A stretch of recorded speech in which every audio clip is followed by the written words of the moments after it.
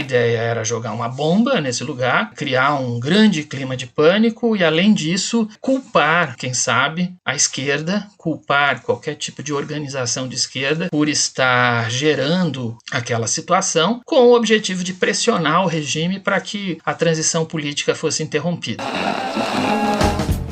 Você está ouvindo o História FM.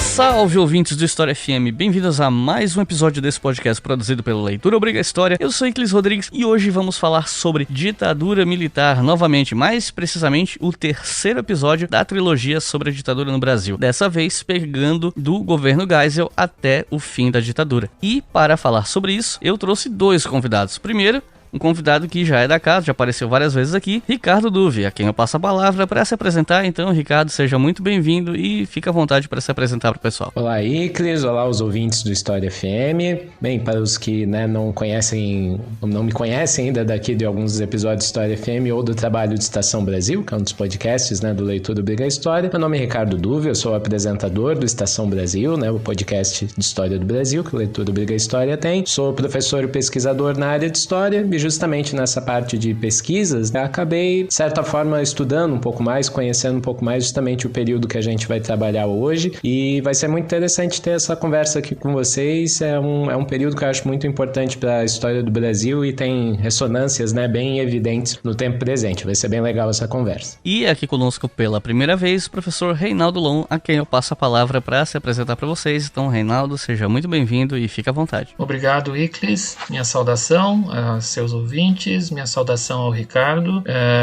Eu sou professor da UDESC, trabalho na Universidade do Estado de Santa Catarina com História do Brasil Contemporâneo e tenho desenvolvido algumas investigações exatamente sobre o período da transição política brasileira no final dos anos 70 e início dos anos 80. Eu espero ter uma boa conversa com vocês. Então é isso. Vamos saber sobre os últimos anos da ditadura militar depois dos comerciais.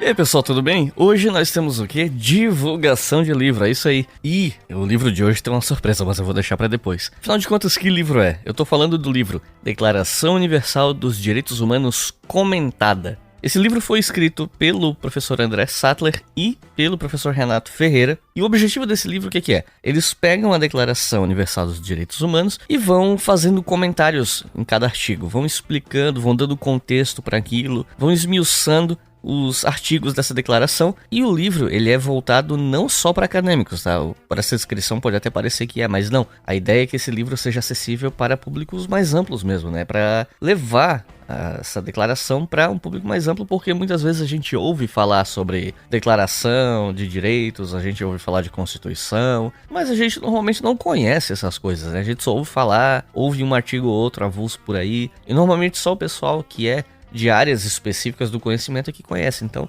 a ideia é expandir o conhecimento em torno dessa declaração que foi muito importante para o século XX e é importante até hoje. A estrutura do livro, em cada artigo, tem 4 seções. A seção Entenda, a Não Confunda, a Saiba Mais e No Brasil. Então, ele vai esmiuçando, digamos assim, o artigo em diferentes categorias. Então, ele facilita bastante para a galera fazer consultas pontuais, por exemplo. E eu falei pra vocês que tinha uma surpresa, Então, a surpresa é que a versão Kindle desse livro tá de graça. É isso mesmo. Vocês podem adquirir esse livro de graça na Amazon, na versão e-book, não na versão impressa, E por último, vale avisar também o seguinte: se você não gosta de ler livros por meios eletrônicos e você queria uma cópia impressa, dá pra comprar no site da Edições Câmara. Inclusive, a edição é vendida a preço de custo mesmo. Então, se você quiser adquirir esse livro, é só entrar no post desse episódio no nosso site historiafm.com, que eu vou deixar tanto o link para vocês comprarem o e-book de graça na Amazon, quanto o link para comprar o livro no site da Edições Câmara, se vocês quiserem comprar o livro impresso, beleza? E claro que eu não posso deixar de falar dos nossos apoiadores, o pessoal que realmente financia esse projeto aqui, que é a galera que colabora pelo Apoia-se. no site apoia.se/obrigahistoria você pode colaborar via boleto ou cartão de crédito com R$2 por mês ou mais, né? Depende do que você quiser. Com R$2 por mês você já financia todos os podcasts da casa, você tem o seu nome lido aqui, como eu vou ler daqui a pouco os novos apoiadores. E se você apoiar com R$5 ou mais, vocês podem ouvir os episódios do História FM, Estação Brasil e Colunas de Hércules com antecedência. E qualquer apoiador, não só o de R$5, também fica com acesso ao mural do Apoia-se para posts que eu fizer sobre atualizações do que eu estou trabalhando, o que eu estou fazendo, quais são os planos para o futuro. Então, vocês acabam sempre sabendo em primeira mão algumas coisas, né? O pessoal que apoia, inclusive spoilers bem adiantados. É bem comum eu dar spoilers de 2, 3 meses à frente do que vai vir pela frente no História FM, porque eu faço tudo com muito planejamento, né? Tudo com antecedência. Tanto que todos os episódios de 2022 já foram decididos, né? Então, e até alguns de 2023, para ser honesto. E os nossos novos apoiadores e apoiadoras são Marcos Rolim, Alisson Luiz, Carlos Lisboa, Israel Santos, Adriana Brandão, Deco Bamba, André Roger, William Hoffman, André Lobo, Cláudio Queiroz, Marcelo Lima e Hugo Mafra. Muito obrigado, gente. Como eu disse, são vocês que financiam esse projeto e espero que possamos trabalhar juntos por muito tempo ainda, né? Então, quem ainda não for colaborador, conto com o seu apoio. E se apoiar mensalmente não é o ideal para você, se você não tem condição de fazer isso, mas você quer ajudar, você pode fazer isso pela chave Pix leituraobrigahistoria@gmail.com. Repetindo, leituraobrigahistoria@gmail.com. Agora chega de papo e vamos para o episódio.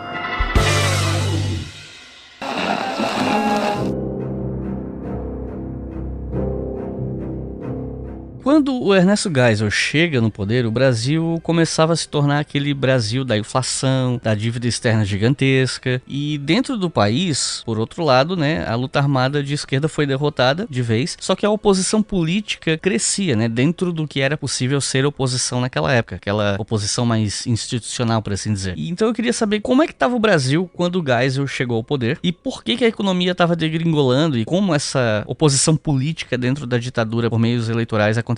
Então, bem, a chegada do Ernesto Geisel ao poder é muito importante para uma série de fatores, mas o que eu gostaria de começar até respondendo nessa pergunta é que eu acho muito importante para o decorrer do episódio a gente fazer uma distinção entre dois fenômenos, o que é o projeto de distensão política de Geisel e Golbery e o que é o processo de redemocratização. As duas coisas quase nunca, na verdade, caminham de forma conjunta ou têm diálogo. Na verdade, acho que os dois projetos eles têm, na verdade, uma tensão e um conflito entre eles. Porque o projeto de distensão de Geisel e Golbery é um projeto voltado para uma tentativa de retirar os militares do governo, na verdade vislumbrar um final da ditadura onde os militares conseguiriam sair seguros, né? Principalmente que os crimes que eles cometeram durante a ditadura não fossem julgados. Então esse projeto de extensão, né, que costuma se colocar, né, de uma forma lenta, gradual e segura, né, uma retirada dos militares de cena lenta, gradual e segura, era o projeto de Golbery e Geisel, ele deveria ser seguido à risca, ou seja, né, sim, nós vamos ter um retorno, um vislumbre de um possível retorno de um governo civil no Brasil, o que não necessariamente implicava uma democracia, mas isso a gente pode deixar para um outro momento da conversa, mas a ideia era retornar, em algum momento devolver, digamos assim, o poder aos civis, mas com uma série de condições que os militares colocavam. Então o projeto de extensão de Geisel e Golbery acontece nesses termos, é um projeto autoritário, não é aceito sair muito fora das linhas mais ou menos determinadas desse projeto, né? Então é uma distensão, o que é diferente de uma democratização, né? Mas é uma distensão, é uma transição de um governo autoritário para um governo civil, melhor dizendo, que seria totalmente controlada pelos militares nos termos que os militares desejavam. Outra coisa é o processo de redemocratização no Brasil. Então eu acho interessante a gente entender isso, né? O processo de redemocratização eu consigo ver, é muito difícil a gente colocar um início para ele, mas ele é um processo de luta popular, basicamente para um retorno não só de um governo civil no Brasil, mas um governo democrático civil no Brasil, e até para muitos militantes na época, para muitos grupos sociais, movimentos sociais da época, significava até realmente uma ampliação da democracia no Brasil. Então eu estou colocando nesses termos para a gente entender, né? Se nós vamos falar sobre redemocratização no Brasil, ela não se inicia com Ernesto Geisel. Então é um cuidado que nós devemos tomar sempre quando falamos no assunto. O projeto de distensão começa com Geisel. A redemocratização, ela parte da luta popular e é até muito difícil iniciar, assim, quando que começa uma luta por democracia no Brasil durante a ditadura? Ela sempre existiu, para falar a verdade. Ela ganha contornos um pouco mais intensos na década de 70 por uma série de fatores, assim, que eu acho que a gente pode ir trabalhando ao longo do episódio. Mas que país é esse, né? Justamente essa pergunta que, quando Geisel chega, é encontrado. O milagre econômico, ele cada vez mais, né? Esse milagre econômico, entre aspas, que a gente já trabalhou no último episódio da série, ele tinha índices de crescimento muito elevados, mas que não necessariamente eles eram divididos na população brasileira, né? Não existia redistribuição de renda. Os índices eram de 9, 10, 11, 12% de crescimento do PIB, mas a pobreza aumentava no Brasil, a extrema pobreza aumentava no Brasil. Então a gente começa a ver um fenômeno que é curioso. Ali com a chegada de Geisel vai utilizar muito recursos estatais, recursos públicos para tentar mascarar esse problema da dívida, porque o Brasil vai começar a crescer menos do que nos períodos, né, do dito milagre, mas Geisel ainda vai manter investimentos elevados, né, e principalmente pegando dinheiro dólar, né, pegando dólares de fora. O Brasil começa a se endividar em dólares e isso se torna um problema muito grande que vai explodir na década de 80, a gente vai falar sobre isso depois. Então o governo Geisel é meio que o governo que vai preparar uma gigantesca crise que o Brasil vai enfrentar na década de 80 e vai durar, assim, vai perdurar muito tempo, vai ser um atoleiro que realmente a gente só vai mais ou menos sair dele ali na década de 90. Então no aspecto econômico seria nesses termos, e essa realidade econômica, como eu já falei, afeta muito a população mais pobre do Brasil, porque os trabalhadores estão tendo seus salários muitíssimo desvalorizados e a situação da camada mais pobre começa a piorar, a exploração do trabalho cada vez aumenta mais, o salário cada vez está mais difícil para comprar carne, para comprar, né, coisas básicas, e a população começa a ter um sentimento, digamos assim, anti-ditadura.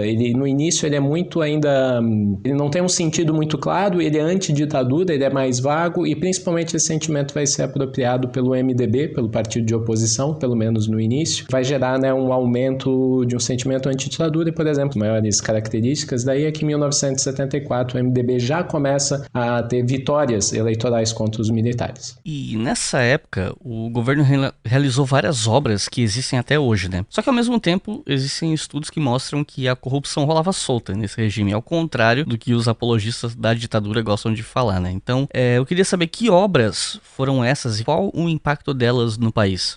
Olha, a ditadura, ela em grande medida, ela deu continuidade a uma série de iniciativas que vinham sendo tomadas no Brasil desde o final da Segunda Guerra Mundial, que diziam respeito a uma aceleração do desenvolvimento brasileiro por um forte investimento público associado ao capital privado nacional e ao capital estrangeiro via multinacionais. Só que essa continuidade ganhou características próprias de um Estado autoritário, né? De um regime profundamente autoritário. É um desenvolvimentismo sem os controles, sem qualquer tipo de controle social e sem os controles próprios de um Estado democrático, sem transparência, sem qualquer tipo de escrutínio popular sobre as decisões do governo. Desenvolvimentismo, por si só, essas políticas desenvolvimentistas, elas pressupõem uma seleção de setores a serem privilegiados, né? Porque se considera,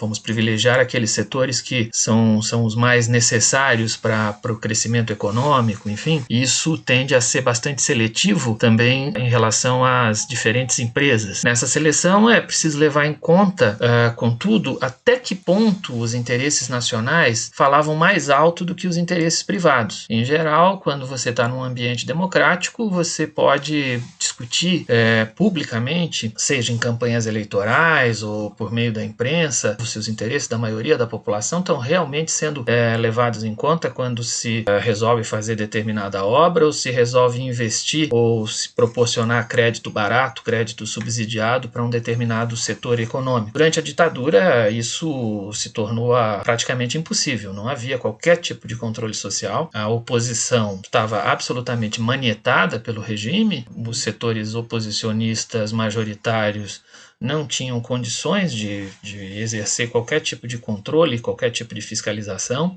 sem contar a censura à imprensa e todos os outros mecanismos repressivos que mantinham a população alheia às decisões de um Estado autoritário, sem qualquer tipo de transparência, né? Nos estados, no âmbito estadual, isso era ainda menos transparente. Ali ainda falavam ainda mais alto mecanismos de favorecimento e de privilégio a determinadas empresas privadas e a execução de obras que visavam interesses eminentemente particulares. No âmbito federal, isso significou uma relação direta entre a elite empresarial fiel ao regime, fiel aos militares e em relação direta, numa relação de tráfico de influência, numa relação de privilégio com setores do aparelho de Estado que estavam muito comprometidas com metas de crescimento econômico que fossem as mais grandiloquentes, mas que não obedeciam a nenhum tipo de interesse social. Interesse social em termos de redução de desigualdades sociais, desigualdades regionais e melhoria geral das condições de vida do povo. Nesse caso, estava bastante em jogo do ponto de vista do regime atingir metas de crescimento rápido e volumoso que visavam favorecer bastante a sua propaganda, né? O regime fez muita propaganda de si próprio,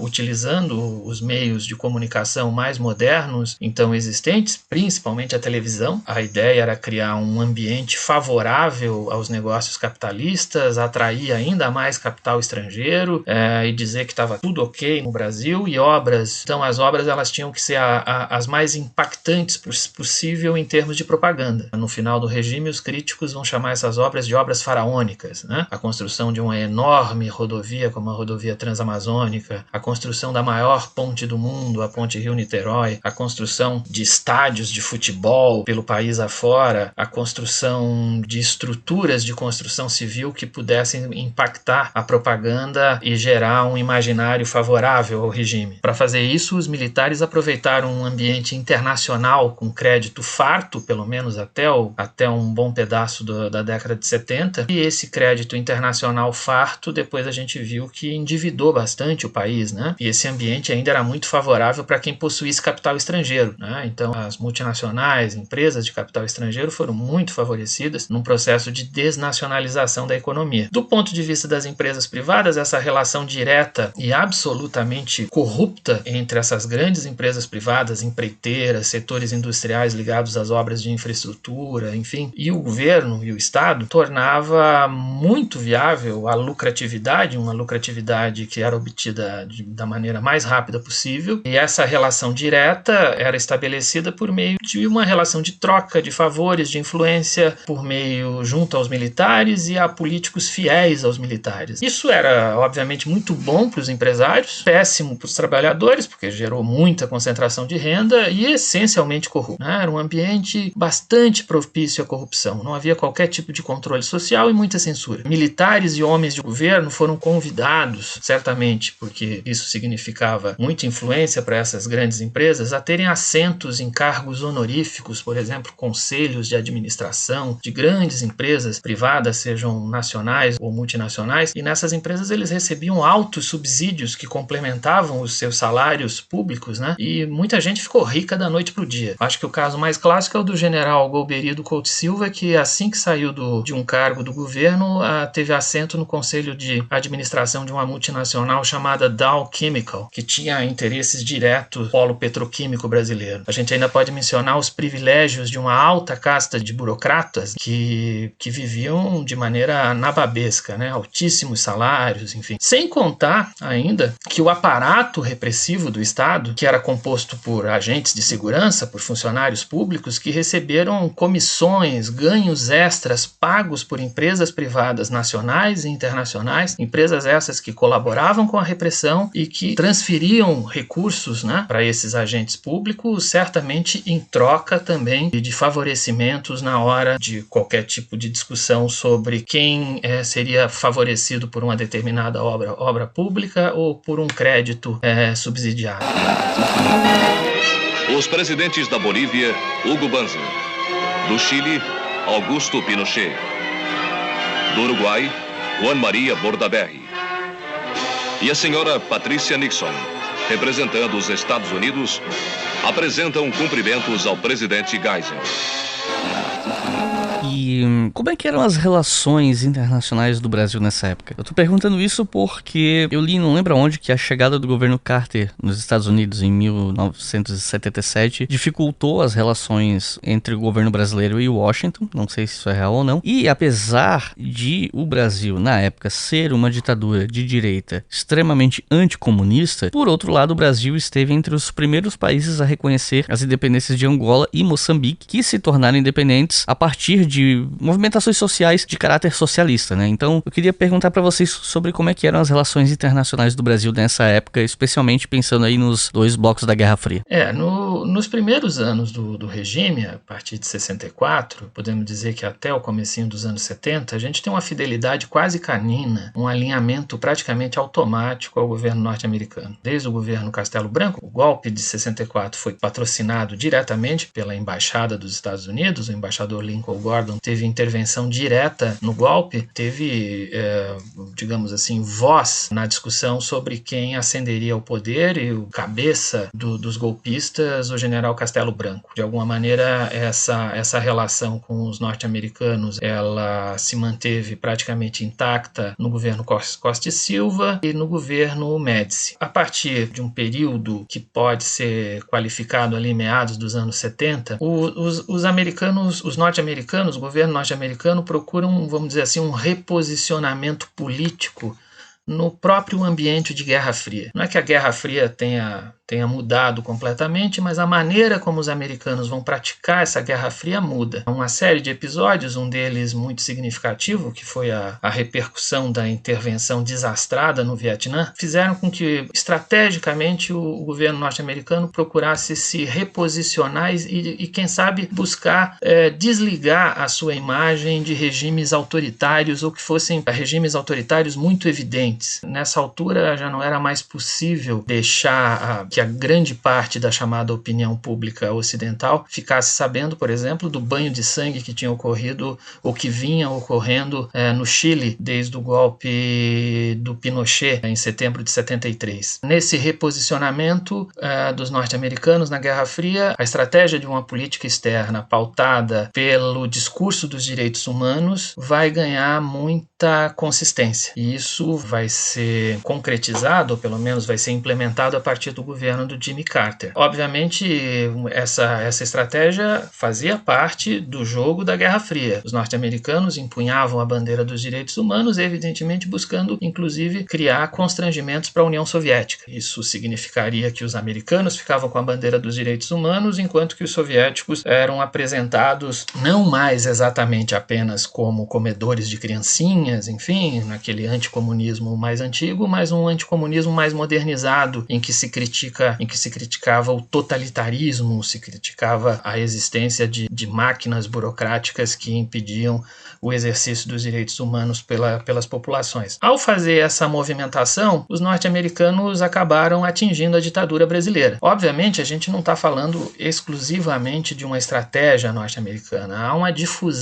Há de fato uma difusão internacional do discurso dos direitos humanos ao longo da década de 70. Diferentes ativistas, diferentes movimentos, diferentes setores e organizações, como a Anistia Internacional, vão favorecer essa difusão da discussão sobre os direitos humanos. Isso vai ser, inclusive, um dos elementos. A gente costuma ter uma visão muito economicista da crise, ou pelo menos do processo que começou a abalar a ditadura militar em meados dos anos 70. Para além da crise do petróleo, há uma desmoralização internacional da ditadura. As denúncias a respeito da máquina sistemática de promoção de torturas e de desaparecimentos de presos políticos começam a ganhar corpo internacionalmente, começam a gerar dificuldades para o governo da ditadura. Tanto assim que uma das respostas da ditadura vai ser justamente nesse momento de desmoralização internacional e de dificuldade de contato com os norte-americanos, com o governo norte-americano que passa a ser, vamos dizer assim, um patrocinador internacional dessas denúncias a respeito de violações praticadas no Brasil.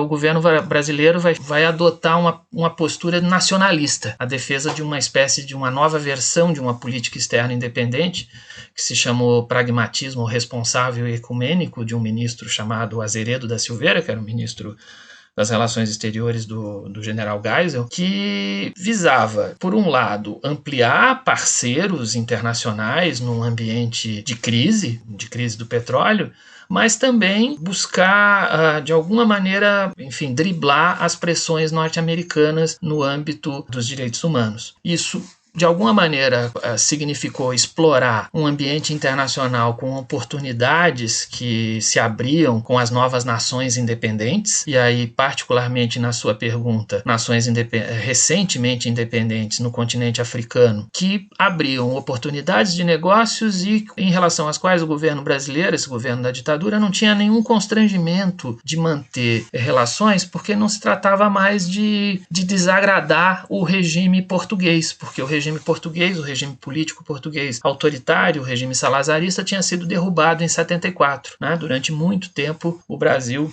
ficou numa posição dúbia ou ambígua em relação às lutas independentistas na África, em função de não desagradar o regime salazarista, mas agora não havia mais essa necessidade. Nesse caso, a gente tem aí uma segunda fase das relações internacionais, que ela é menos marcada por um alinhamento direto com os Estados Unidos, por essa afirmação desse nacionalismo pragmático, né? Um nacionalismo de ocasião, e a busca aí de parceiros alternativos num ambiente em que o discurso dos direitos humanos ganhava muita consistência e desmoralizava o regime brasileiro. Aqui eu queria sair um pouco dessa discussão mais macroscópica e focar numa história que eu acho bem emblemática para se falar sobre repressão no Brasil nessa época, que é a história da Zuzu Angel. Então eu queria pedir para vocês comentarem com a gente sobre quem foi Zuzu Angel e como a história dela se cruza com a da ditadura. Por que ela é lembrada em relação à ditadura?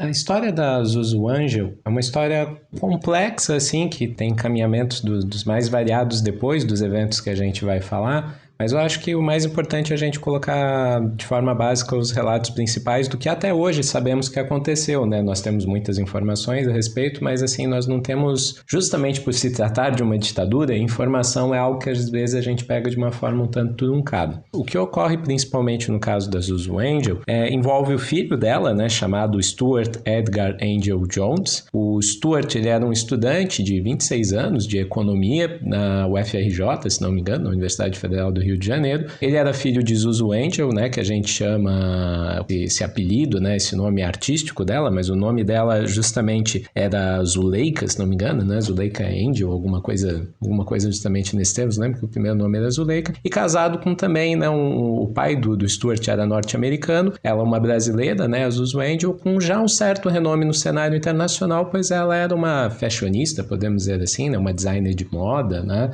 trabalhava justamente nessa área da moda. E muito reconhecida internacionalmente, e no ano de 1971, mais especificamente de maio, o filho dela, né, o Stuart, com seus 26 anos, ele fazia parte do movimento revolucionário 8 de maio, né, o MR8. Ele era uma das lideranças desse movimento e ocorre assim que num fatídico dia, mais especificamente no dia 14 de maio, ele vai ter um encontro com um colega dele, chamado justamente Alexis, né?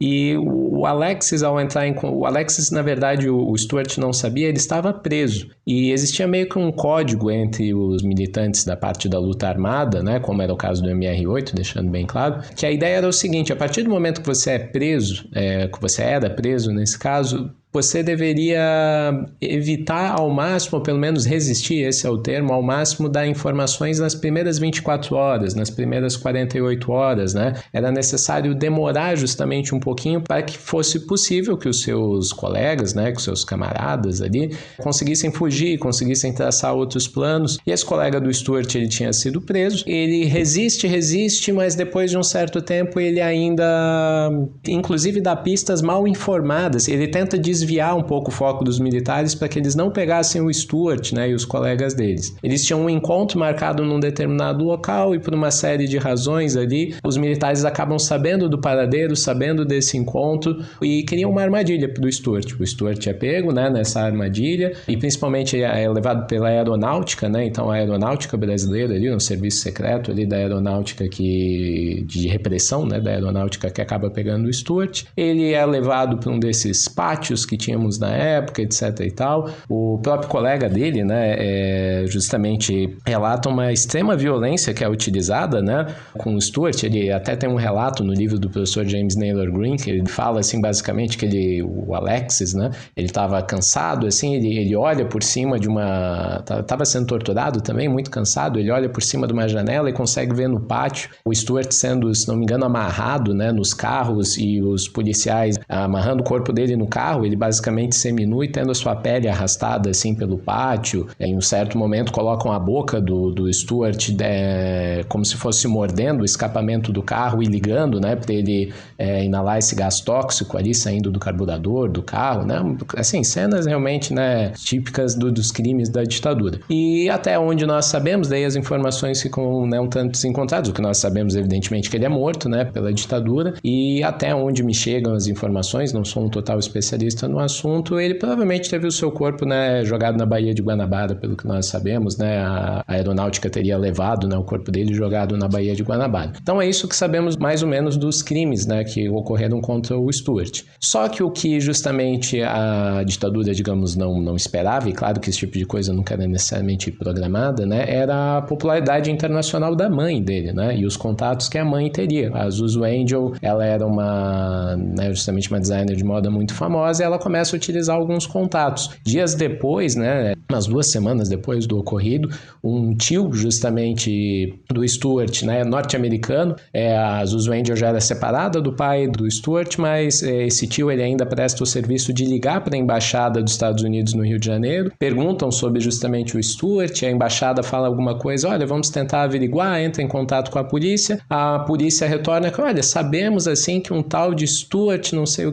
que, Gomes, né, dá um sobrenome meio estranho no final, ele foi preso por um crime pequeno, assim, mas ele foi levado até a delegacia e depois ele foi, não sabemos do paradeiro dele porque ele foi solto, né? Então, esse tipo de informação desencontrada também era muito comum na ditadura, o que dificultava muitíssimo você saber o paradeiro, justamente, né, das pessoas. Por exemplo, essa é uma informação falsa, plantada e que não leva a lugar nenhum para você descobrir, né, a respeito de qual é o paradeiro da pessoa. Mas a Zuzu Angel não se satisfaz com esse relato. Ali, se não me engano, no início de junho de 71, uma notícia, né, uma reportagem é feita sobre o caso e sai na mídia dos Estados Unidos. E esse aspecto é muito importante. O caso Zuzu Angel ele tem um impacto principalmente nos Estados Unidos. E aproveitando até, nós estamos falando ainda de 71, mas como a gente já conseguiu ver na resposta do professor Reinaldo ali, né, essas questões, muitas vezes as pressões que vêm em relação a direitos humanos ou críticas à ditadura vinham de fora do Brasil, né? É um processo que a ditadura ela vai cada vez mais ter o Brasil tem uma imagem internacional muito ruim a partir da década de 70, principalmente, quando cada vez mais os crimes da ditadura repercutem internacionalmente. Então sai na grande mídia dos Estados Unidos uma reportagem sobre o caso, né, do Stuart, da Zuzu Angel, que está procurando seu filho, e a partir desse momento, né, eu até anotei aqui para trazer para a gente, a Zuzu Angel começa a falar basicamente frases, né? Ela começa a dar entrevistas, dar relatos falando, olha, abre aspas para ela, eu costumava pensar somente em trabalho e ganhar dinheiro para dar o melhor para os meus filhos, mas daí, né, logo continuando no texto que ela fala sobre o caso, agora eu tenho que entrar na política e me tornar uma militante, eu me tornei completamente envolvida na busca pelo meu filho e por outras crianças, bem quando os meus desfiles de moda se tornaram bem-sucedidos, então ela, a partir desse momento, ela vai utilizar justamente os desfiles de moda dela, inclusive tornando eles temáticos, com temáticas muito pesadas, né? E utilizar a própria arte dela, vamos colocar assim, como uma questão de acusação, né, internacional dos crimes da ditadura.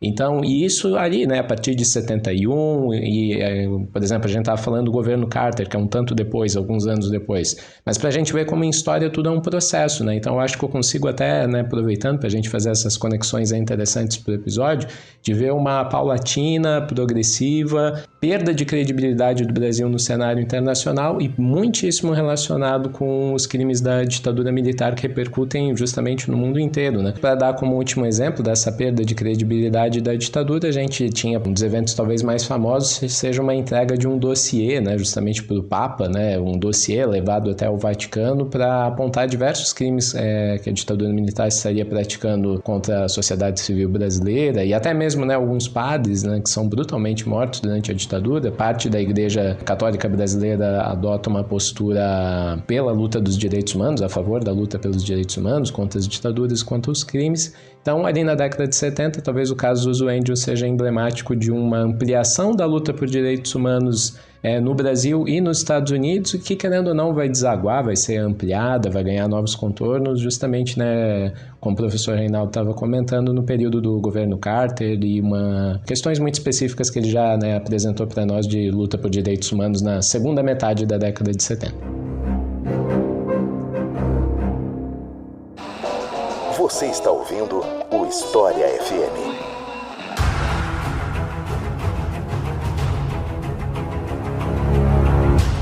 Foi nessa época que teria começado um processo que o Geisel chamaria de abertura lenta, gradual e segura, que levaria futuramente ao abrandamento do regime e à lei de anistia. Mas vamos por partes, né? Primeiro, o que foi esse processo de abertura do governo Geisel? Por que ele aconteceu, como é que ele funcionava, e o governo Geisel era tão brando quanto algumas pessoas parecem gostar de enfatizar, levando em conta alguns documentos encontrados não faz muito tempo, e tinha alguma resistência da dita linha dura, digamos assim, para evitar essa abertura? Então, a respeito do governo Geisel, algumas coisas eu já comentei ali no primeiro bloco, mas de antemão é aquela separação que eu comentei, né? O projeto de abertura, de extensão do Geisel não implica necessariamente num processo de democratização. Então, o processo de abertura do governo Geisel é uma tentativa de retomar o poder, entregar novamente o poder para os civis, para um governo civil, mas com algumas condições, como, por exemplo, né, de os militares saírem incólumes em relação aos seus crimes, como a gente já citou, né, violações dos direitos humanos, os militares não seriam responsabilizados por esses crimes, e que eles tivessem também bastante participação, quase com poder de veto ainda, né, nesse futuro governo civil que teria no Brasil. Então, o processo de extensão ou de abertura de Geisel e Golbery é um processo autoritário, antes de mais nada, porque você não pode pisar muito fora das regras que são estabelecidas nesse acordo, né, de projeto de extensão, e é um projeto que é de cima para baixo, né, os militares impondo esse projeto perante a sociedade brasileira. Então, esse projeto tentava dar alguma segurança, né, algumas garantias aos militares, mas justamente por ter como princípio devolver o poder aos civis em algum momento, e é importante a gente falar, quando parece que eu falo projeto, parece que tem uma carta, um documento emitido, e não é verdade. O que a gente chama de projeto são algumas linhas, um conjunto de prerrogativas que o governo brasileiro começa a jogar no ar, em algumas falas, em alguns pronunciamentos, né? E tentando demonstrar, desde o momento que o Geisel chega ao poder, que, olha, em algum momento, né, nós vamos devolver, nós precisamos, talvez seja interessante devolver, né, o poder aos civis depois que a revolução, né, entre aspas, ter cumprido seu papel.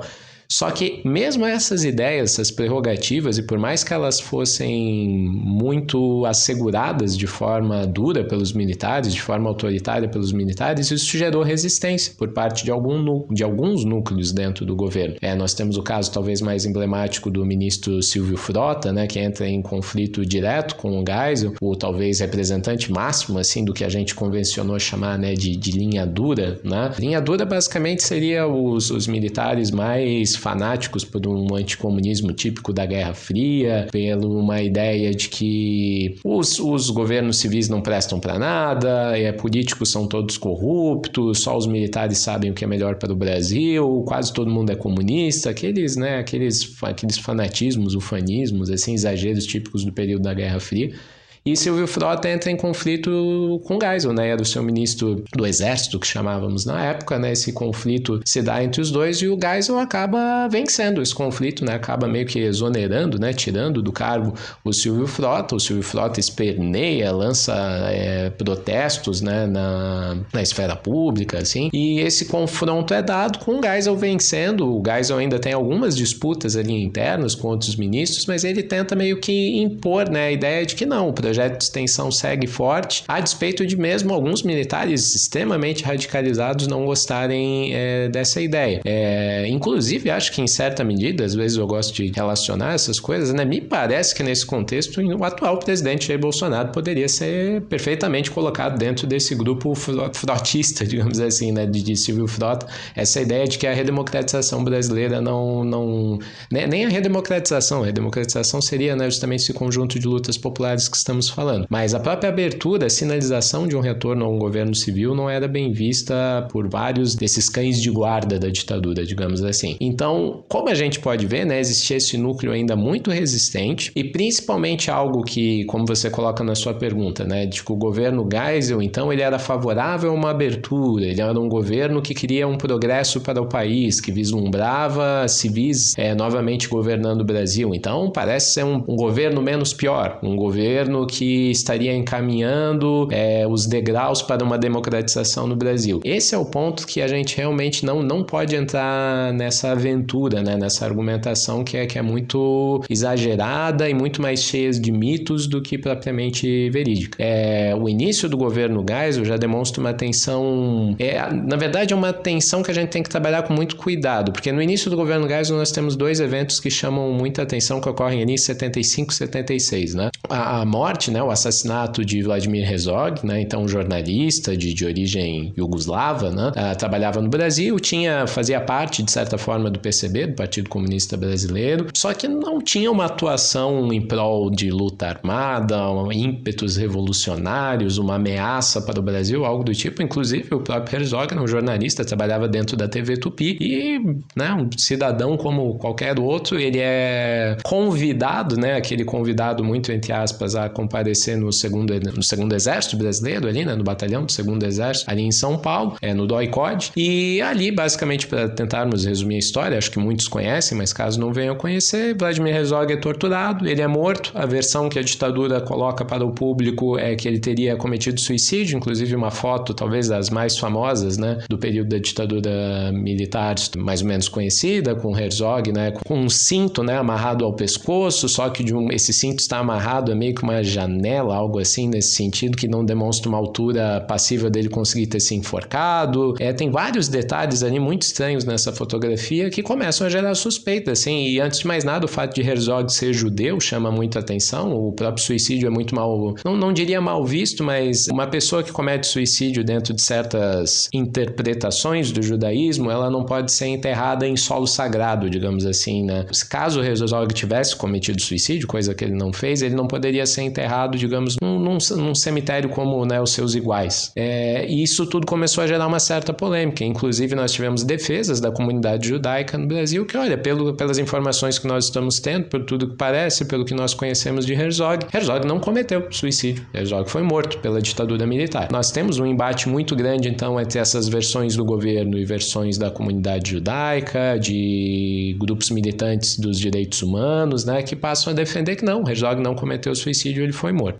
Foi assassinado, né, pela ditadura. Esse evento gera, né, uma manifestação muito grande, muito bonita, até na Praça da Sé, em São Paulo, onde nós temos a comunidade judaica, a comunidade protestante e a comunidade católica reunidos num só evento, né, em prol da defesa pelos direitos humanos e dando a entender justamente ali que Herzog não foi morto não, inclusive aceita-se a ideia de que ele vai ser enterrado em solo sagrado sim, né? Então nós temos uma afronta verdadeira contra a ditadura, né? Nós não vamos tomar como verdade o que o governo está nos colocando. Então Herzog sim vai ser enterrado em solo sagrado judaico. Esse é um dos eventos, e o outro evento que chama também bastante atenção, né, é do sindicalista Manuel Filho, que também é morto em situações muito semelhantes a de Herzog, inclusive, né, ali dentro do batalhão do segundo Exército, no DOI-CODE, e mais uma vítima da ditadura nesse período sai na mídia, né, na mídia impressa, principalmente um pouco a respeito da morte do Manuel Filho, e o Geisel tem que resolver esses problemas. Ele acaba, inclusive, né, demitindo, né, o então representante ali do segundo Exército Brasileiro, né,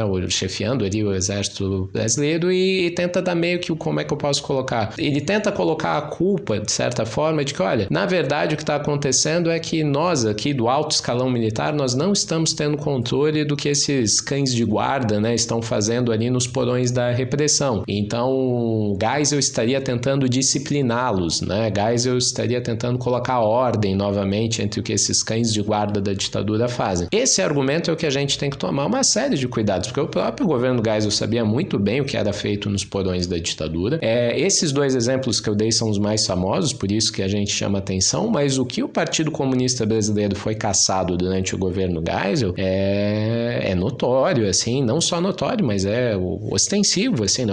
Vários militantes do Partido Comunista Brasileiro sofreram muito, né? Eu falo aqui de uma região como de Santa Catarina, que nós temos a Operação Barriga Verde, no qual isso fica muito evidente ainda, a continuidade do arbítrio, da tortura, de todas as violações dos direitos humanos que ocorriam nesse período, e podemos dizer com toda tranquilidade que, na verdade, o que Geisel não queria, o que o Geisel tentou evitar, foi que isso viesse à mídia, isso se tornasse público, né? E fosse utilizado como um instrumento de crítica à ditadura, porque as violações aos direitos humanos continuaram durante todo o governo Geisel. Em 79 entra em vigor a lei de anistia e a reforma partidária também, né, que acabou com o bipartidarismo. Então eu queria perguntar quais foram os resultados dessas duas medidas, pensando aqui especialmente na lei de anistia, que é discutida e criticada até hoje, né, e que partidos surgem depois do fim do bipartidarismo. Então, separando em dois caminhos, né, essa resposta, em relação à lei da anistia, para responder, né, primeiro, é uma lei que até hoje realmente é muito polêmica, existem várias facetas, né, de como é possível analisar a lei de anistia. Ela ocorre justamente ali em 1979.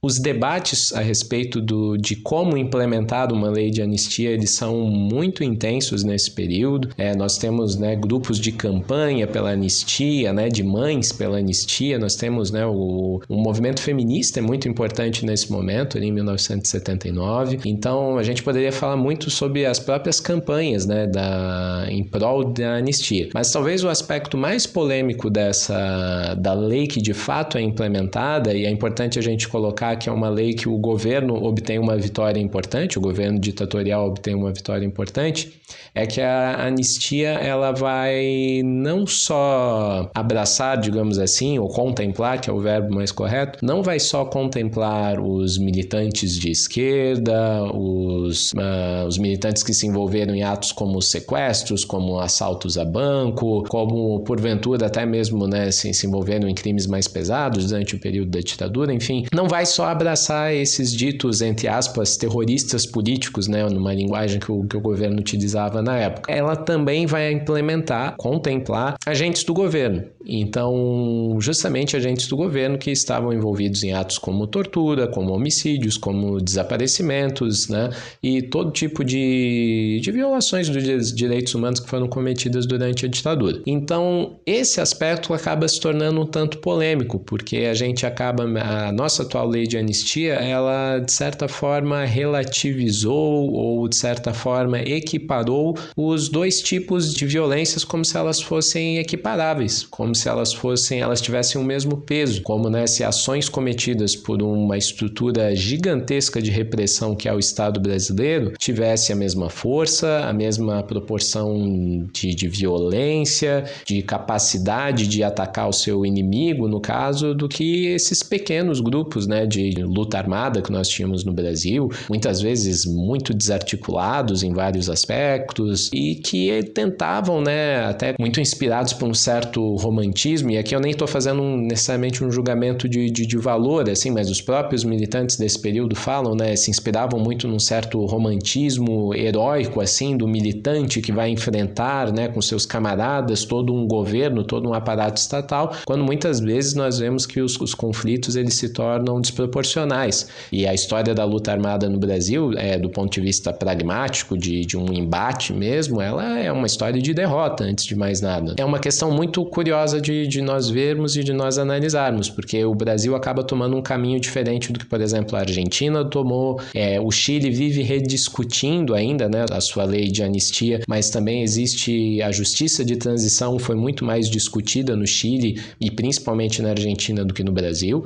Então a realidade brasileira teve esses aspectos muito complicados, né? Porque esses jovens quase heróicos, né? No sentido de que eles mesmos se viam quase como heróis assim da luta armada, acabaram obtendo uma derrota muito acachapante. Muitas jovens acabaram sendo mortos. Existe até um debate muito interessante dentro das próprias esquerdas que participaram desses eventos. Alguns teóricos, alguns intelectuais, alguns militantes desse ramo, digamos assim, nem do ramo, né? Desses grupos, ainda refletem coisas como, por exemplo, olha, os militantes mais velhos, eles não costumavam muitas vezes participar da luta armada, então quem acabava morrendo, proporcionalmente maior quantidade, eram os mais jovens. Então meio que existe uma série de questões que ainda permeiam ali debates sobre a lei de anistia. Importante a gente entender, ela segue vigente até hoje, por isso que ela ainda segue tendo, né, muito...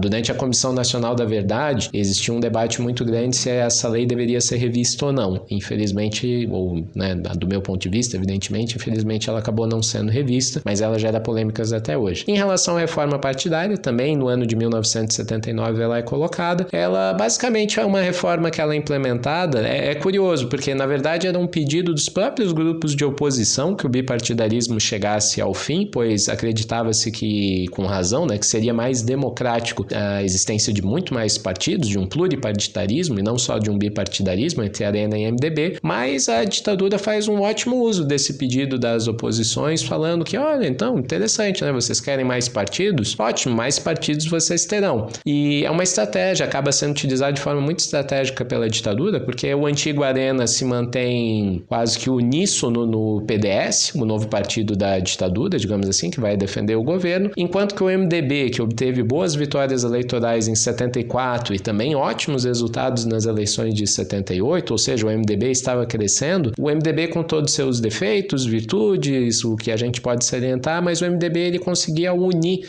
a votação, uma votação expressiva de uma população que já nutria um sentimento anti-ditadura, só que com a reforma partidária, os partidos são divididos em vários, a oposição, digamos assim, é dividida em vários partidos, então a gente vai ter a criação do PMDB, né? O MDB vira PMDB, nós vamos ter a criação do Partido dos Trabalhadores em 1980, o PT, que já pega um grupo mais radicalizado das esquerdas, podemos dizer assim, né, com posturas já defendendo uma espécie de socialismo de base, um socialismo democrático, ou mesmo uma radicalização da democracia no Brasil. Nós vamos ter o retorno de Brizola para o Brasil, né, um líder político importante, ali no período da anistia, então o PDT vai poder voltar, na verdade, o Brizola tenta, em primeiro momento, reaver o PTB, né, que era justamente a sigla a qual ele João Goulart, Getúlio Vargas fizeram parte no pré-golpe, mas numa das disputas internas ali justamente entre ditadura, né, o PTB Brizola acaba sendo impedido de poder reaviver, né, o PTB, e ele cria o PDT, né, partido que existe até hoje, e a oposição ela vai se fragmentando em alguns pedaços, e isso acaba facilitando um tanto a ditadura no sentido institucional e político, né? Inclusive começamos a ter várias rixas internas dentro das oposições, o PMDB com o PT, com o PDT, enfim, a situação se torna um tanto complicada e talvez justamente ali quando a gente for falar de diretas já e a eleição congressual, né, para presidente, a nossa primeira, que elege Tancredo Neves, isso fica um tanto evidente, né, como a oposição estava fragmentada nesse período.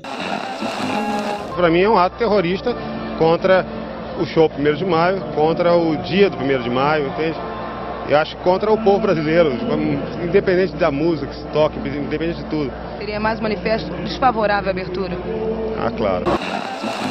No começo dos anos 80, ocorreu uma tentativa frustrada de atentado terrorista organizado pelo próprio Exército, ou pelo menos parte do Exército, que ficou conhecido como o Atentado do Rio Centro. Vocês podem explicar pra gente o que foi esse atentado exatamente, como é que ele aconteceu, quais as repercussões? Bom, o atentado Rio Centro, ele tem que ser localizado como parte de um processo que tornou bastante evidente entre o final dos anos 70 e o começo dos anos 80 que a ditadura começava, de alguma maneira, a ter algum tipo de descontrole sobre o próprio aparato repressivo que ela tinha criado, mantido e deixado crescer no coração do Estado brasileiro. Claro que é uma autonomização desse aparato repressivo um pouco relativa, né? Dá a impressão assim, então, que quando a gente fala de descontrole, então quer dizer que o governo perdeu a responsabilidade sobre o que ocorria. Não é bem o caso. O que acontece é que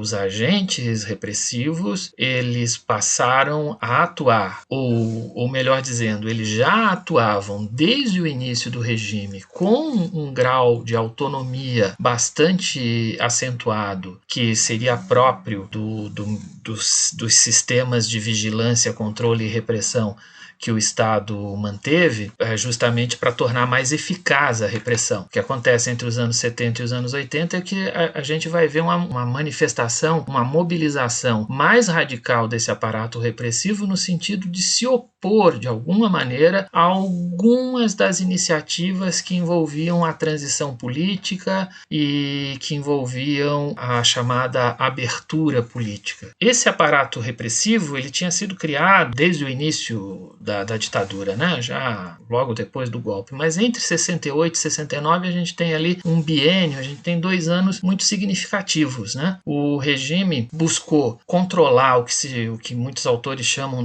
dos coronéis radicais, os coronéis mais radicalizados, entre os quais um senhor chamado Brilhante Ustra, entre outros, a gente poderia citar outros. Esses coronéis mais radicalizados, eles tinham muitas demandas corporativas e eles queriam que o regime fosse bastante duro, intensamente duro, no que diz respeito à repressão política e social. E esses coronéis, eles tinham uma grande capacidade de articulação no interior dos quartéis e eles comandavam diretamente tropas, o que poderia gerar alguns dissabores, algumas dificuldades para os próprios generais presidentes. A solução entre 68 e 69 foi montar uma estrutura bastante ampla, bastante pesada, que pudesse abrigar esses coronéis radicais e pudessem dar uma serventia para as suas demandas, né? E essa serventia foi exatamente utilizá-los como lideranças, como a ponta de lança do aparato repressivo. A face mais evidente desse aparato repressivo, eu acho que todo mundo já ouviu falar nessa sigla, foi o chamado DOI-CODE.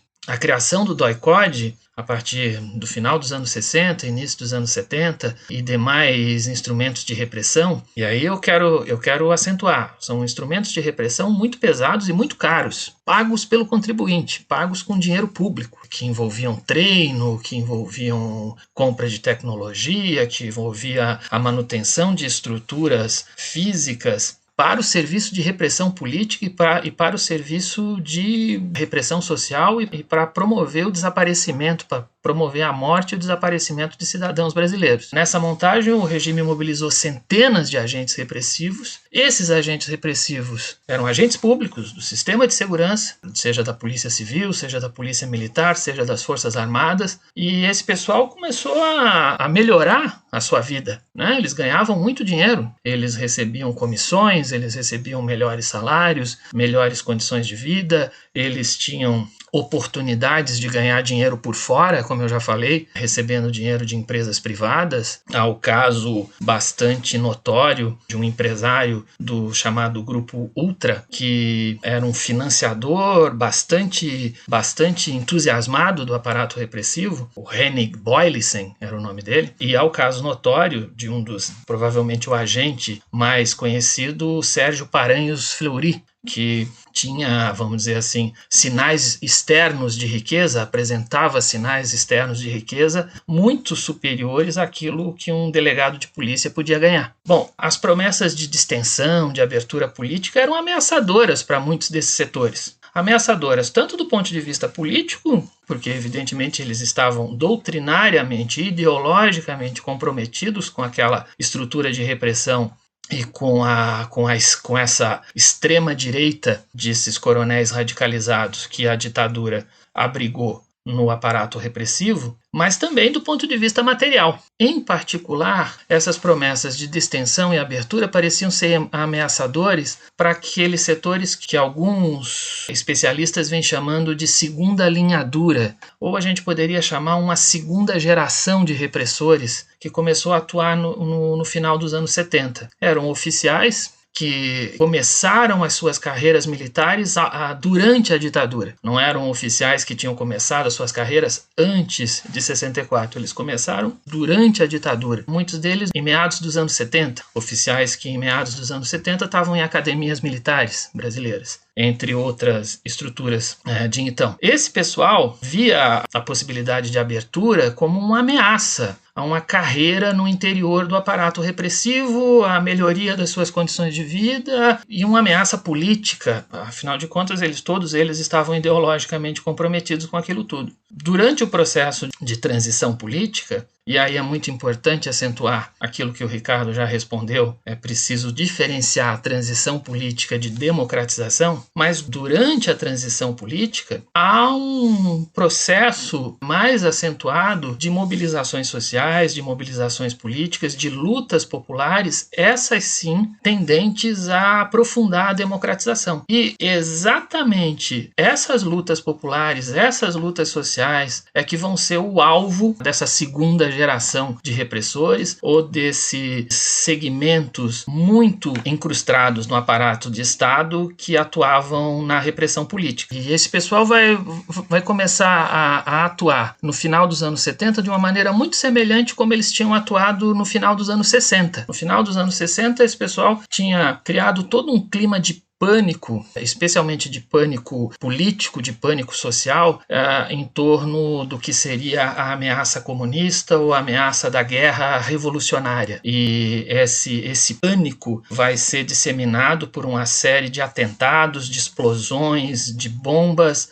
nos grandes centros urbanos brasileiros, tudo isso tendendo a transformar aquelas mobilizações do movimento estudantil do final dos anos 60 em uma grande ameaça, como se fosse uma grande ameaça de uma guerra revolucionária que deveria ser combatida. Eles vão tentar adotar a mesma estratégia no final dos anos 70 contra agora o novo movimento estudantil surgido a partir de 1977, contra as novas lutas sociais, as novas lutas populares que estavam surgindo ou, em alguns casos, ressurgindo no Brasil. Vão jogar bombas em bancas de revista que vendiam jornais ou revistas da imprensa alternativa, a crítica ao regime. Ficaram notórias as bombas que foram endereçadas à Ordem dos Advogados do Brasil, à sede da Ordem dos Advogados do Brasil, à Associação Brasileira de Imprensa. Enfim, há um clima em que eles pretendem, vamos dizer assim, radicalizar novamente o regime com vistas a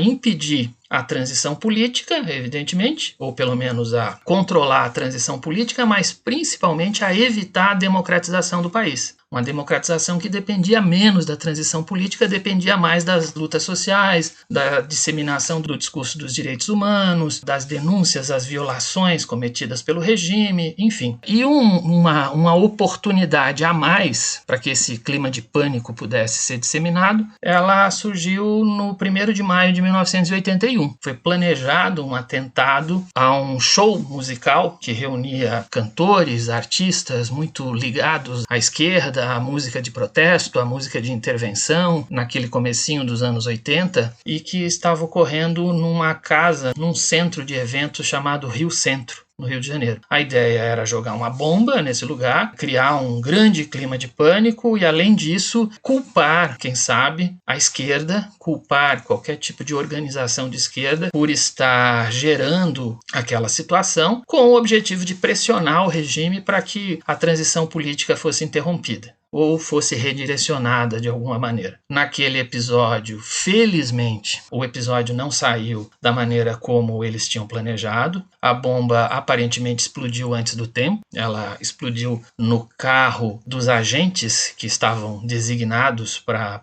o atentado, com os agentes no seu interior. Explodiu no colo de um sargento que morreu e que tinha ao seu lado um capitão. O capitão saiu vivo e passou uma vida de absoluta impunidade até hoje. Foi preservado pela lei de anistia. Bom, o processo chega a ser cômico, né? Chegou-se a criar um inquérito policial militar logo depois do atentado que dizia que um terrorista de esquerda teria passado próximo ao carro e teria jogado uma bomba dentro do carro dos agentes repressivos. Uma história maluca. E depois, mesmo com todo o descaso descrédito e com toda a desmoralização, não se conseguiu nunca mais responsabilizar os setores do aparato repressivo, certamente gente muito poderosa no interior do regime que tinha total interesse naquela situação. Mas, de qualquer maneira, o fato da bomba ter explodido antes do tempo foi muito importante. Aquele foi o último episódio, ou pelo menos o último episódio marcante dessa tentativa de reiniciar uma série de explosões à bomba e criar um clima de pânico no país. Aquilo tinha começado mais ou menos em 79 e nesse 1º de maio de 81 ele é interrompido pela comoção que aquilo gerou e pela desmoralização. A bomba, de alguma maneira, expôs o regime, expôs o aparato repressivo e tornou, vamos dizer assim, mais viável que, submetido ao escrutínio público, submetido à crítica pública, submetido à discussão na imprensa, a sociedade brasileira começasse a apontar para a necessidade de desmontar aquele aparato. Agora eu queria perguntar sobre um outro ponto importante, que foram as greves do ABC. O que foram essas greves exatamente? Quais as principais lideranças dessas greves e quais os resultados que essas greves, na verdade, conseguiram? Olha, essas greves eu acho que elas são o ponto alto e talvez o ponto mais evidente da necessidade da gente diferenciar, como o Ricardo fez numa das suas respostas, transição de democratização. Está ocorrendo a transição política pelo alto, a tal distensão proposta pelo Geisel, que se transforma depois em abertura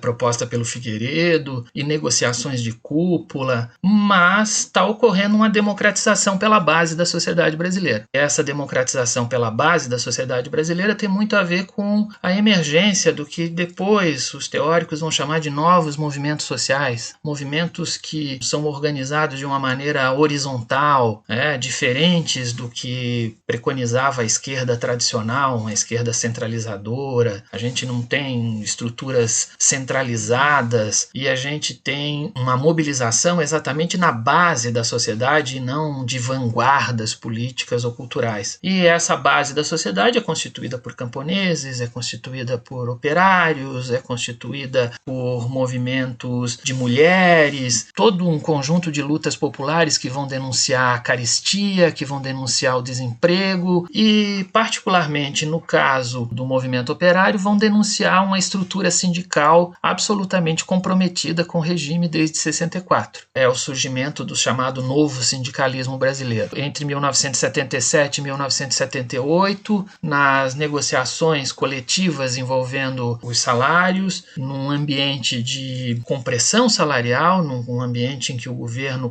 continuava a dizer que era necessário que os trabalhadores apertassem o cinto, que aquilo era importante para a estabilização da economia, para retomar o crescimento econômico. O movimento sindical, particularmente o Sindicato dos Metalúrgicos do ABC, em São Paulo, na região mais industrializada do país, onde as grandes indústrias de bens de consumo duráveis e bens de capital estão instaladas, ou estavam instaladas, pelo menos na época. O Sindicato dos Metalúrgicos de São Bernardo do Campo recebe a informação concreta, com provas de que o governo vinha já há alguns anos manipulando os índices inflacionários, ou seja, vinha mentindo para a sociedade. É uma ditadura, né, gente? É preciso levar isso em conta. Não dá para acreditar nem nos índices inflacionários. Não dá para acreditar nos índices de crescimento econômico também. Isso é, se não dá para acreditar nos índices inflacionários, também é preciso questionar aqueles chamados índices de crescimento econômico do chamado milagre econômico, né? Mas,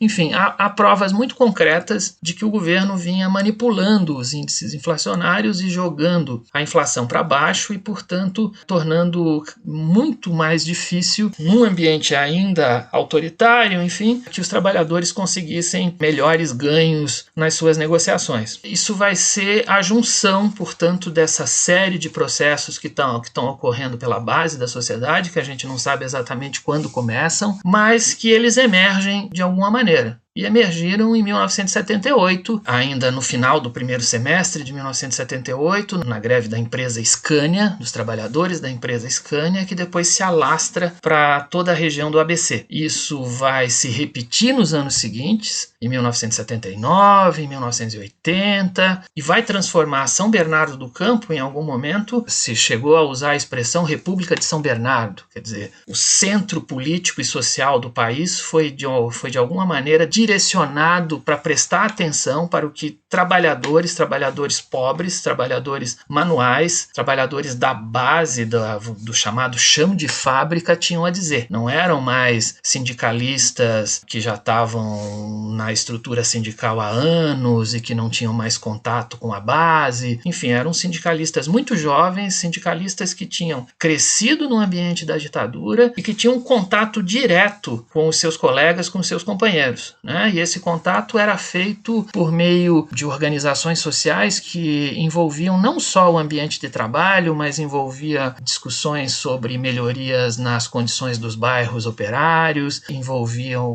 conversas no ponto de ônibus, no bar, envolvia as mulheres, envolvia discussões envolvendo os movimentos contra a carestia e uma grande capacidade de organização autônoma, uma grande capacidade de autonomia, absolutamente democrática, uma democratização direta, que era muito distinta do que se preconizava como distensão, abertura ou transição. Há aí uma influência bastante acentuada do cristianismo social, nas suas diferentes versões, trazendo, mais uma vez, acentuando e disseminando a ideia de direitos humanos e, na verdade, politizando a ideia de direitos humanos. Os direitos humanos deixavam de ser uma coisa abstrata e passam a ser uma demanda material para a vida desses trabalhadores e trabalhadoras. As novas esquerdas, aquelas que haviam perdido a luta armada, estavam atuando na base desses movimentos e traziam novas temáticas em relação, por exemplo, aos direitos das mulheres, traziam toda uma discussão sobre a necessidade de uma educação popular, de processos educativos que envolvessem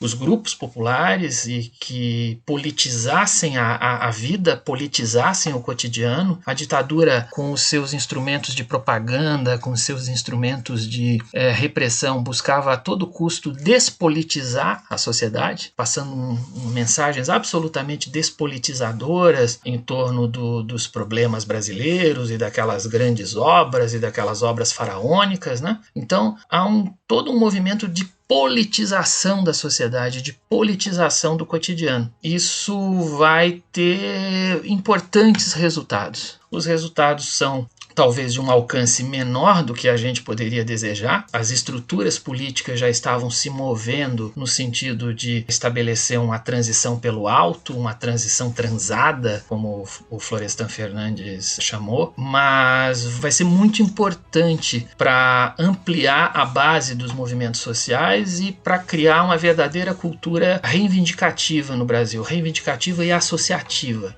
Tá surgindo uma nova cultura política, uma cultura política que vai dar origem a novas linhagens políticas, a novas organizações partidárias e que vai contribuir muito para uma sociedade brasileira mais democrática.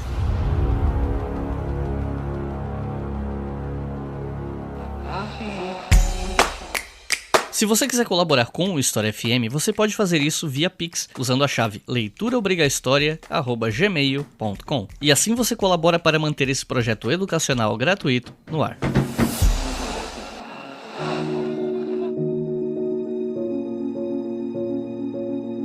E o que foram as campanhas da Direta Já? Eu queria saber, no caso, quem eram os grupos por trás desse movimento que articularam isso, né? E queria saber se esse movimento teve alguma importância mais concreta para ajudar a derrubar a ditadura. Olha, a demanda por eleições diretas para presidente, ela é uma demanda que está posta desde o AI-2. Havia a previsão, quando a ditadura se estabelece, a ditadura não cancela imediatamente a Constituição de 46. Inclusive o general Castelo Branco, no seu discurso de posse, ele de alguma maneira dizia que ele pretendia passar o poder dali a não sei quantos anos para um brasileiro que seria eleito pela população. Só que, já em 1965, o regime cancela qualquer possibilidade de eleições diretas, seja para governadores ou para presidentes, e depois vem com uma nova Constituição, a Constituição de 67, que vai ser ainda mais radicalizada pela emenda número 1 de 69, que centralizou o poder e tornou absolutamente impossível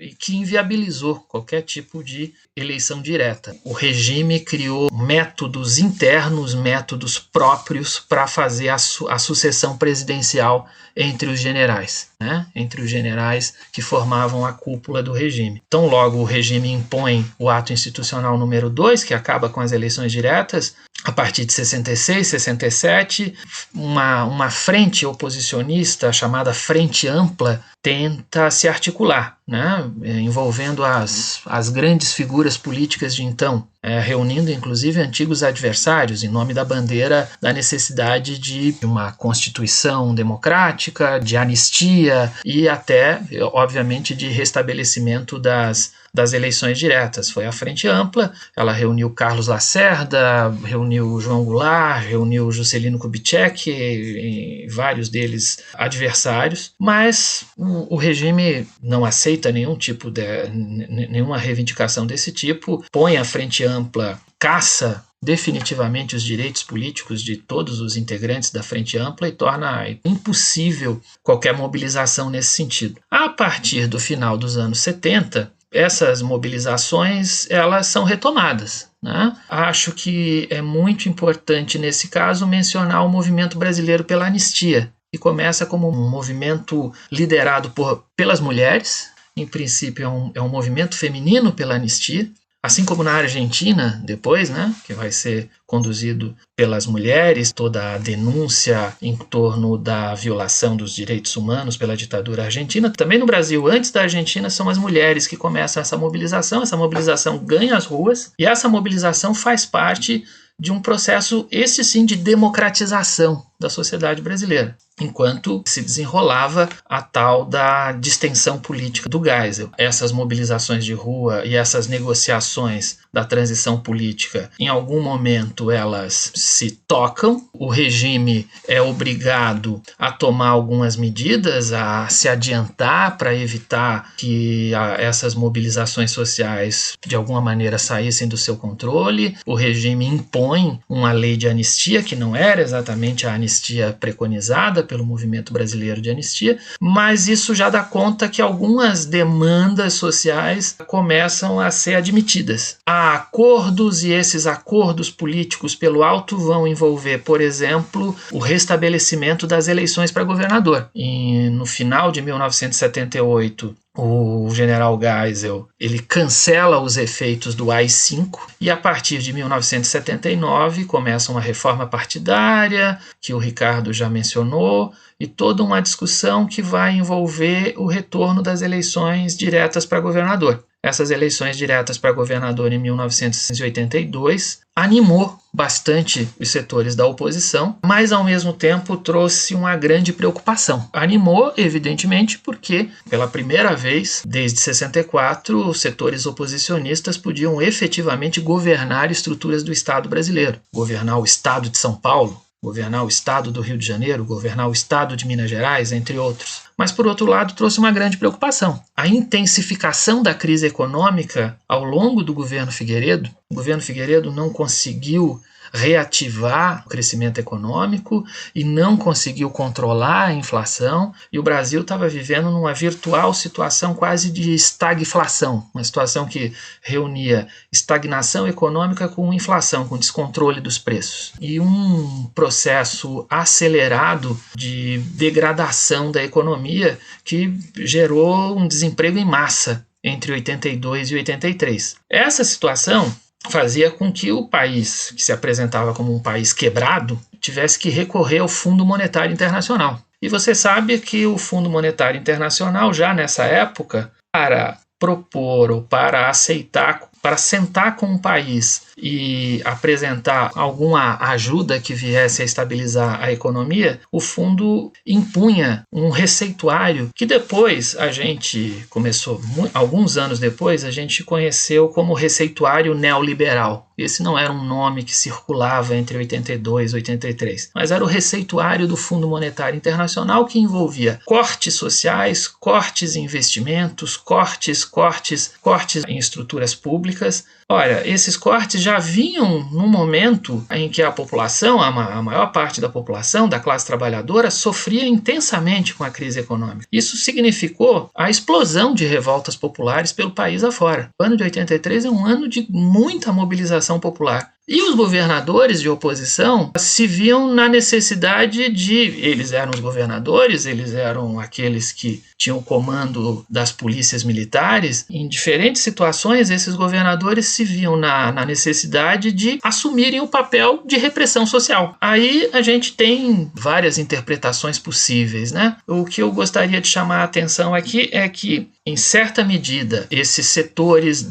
oposicionistas que chegaram ao poder, que ganharam as eleições para governador estadual, para governadores de estado nas eleições de 82, começaram a ficar com muito medo ou com algum receio de que aquelas revoltas populares, greves gerais, enfim, acabassem se voltando contra eles próprios. E de alguma maneira comprometia essas vitórias em 82, comprometiam os governadores de oposição com a condução da crise, uma crise que não tinha sido criada pela oposição, tinha sido criada pela ditadura. Então, é nesse momento, em 1983, que é apresentada por um deputado federal chamado Dante de Oliveira uma emenda à Constituição então vigente, a Constituição de 1969, uma emenda que restabelecia a eleição direta para presidente. Em princípio era uma proposta que não tinha futuro, mas dado esse ambiente de mobilização social, dado esse ambiente de interesse dos setores oposicionistas de direcionarem a revolta popular, as lutas populares para outra coisa que não fosse a criação de dificuldades para a gestão dos governos de estados, a gente vai ver toda uma ação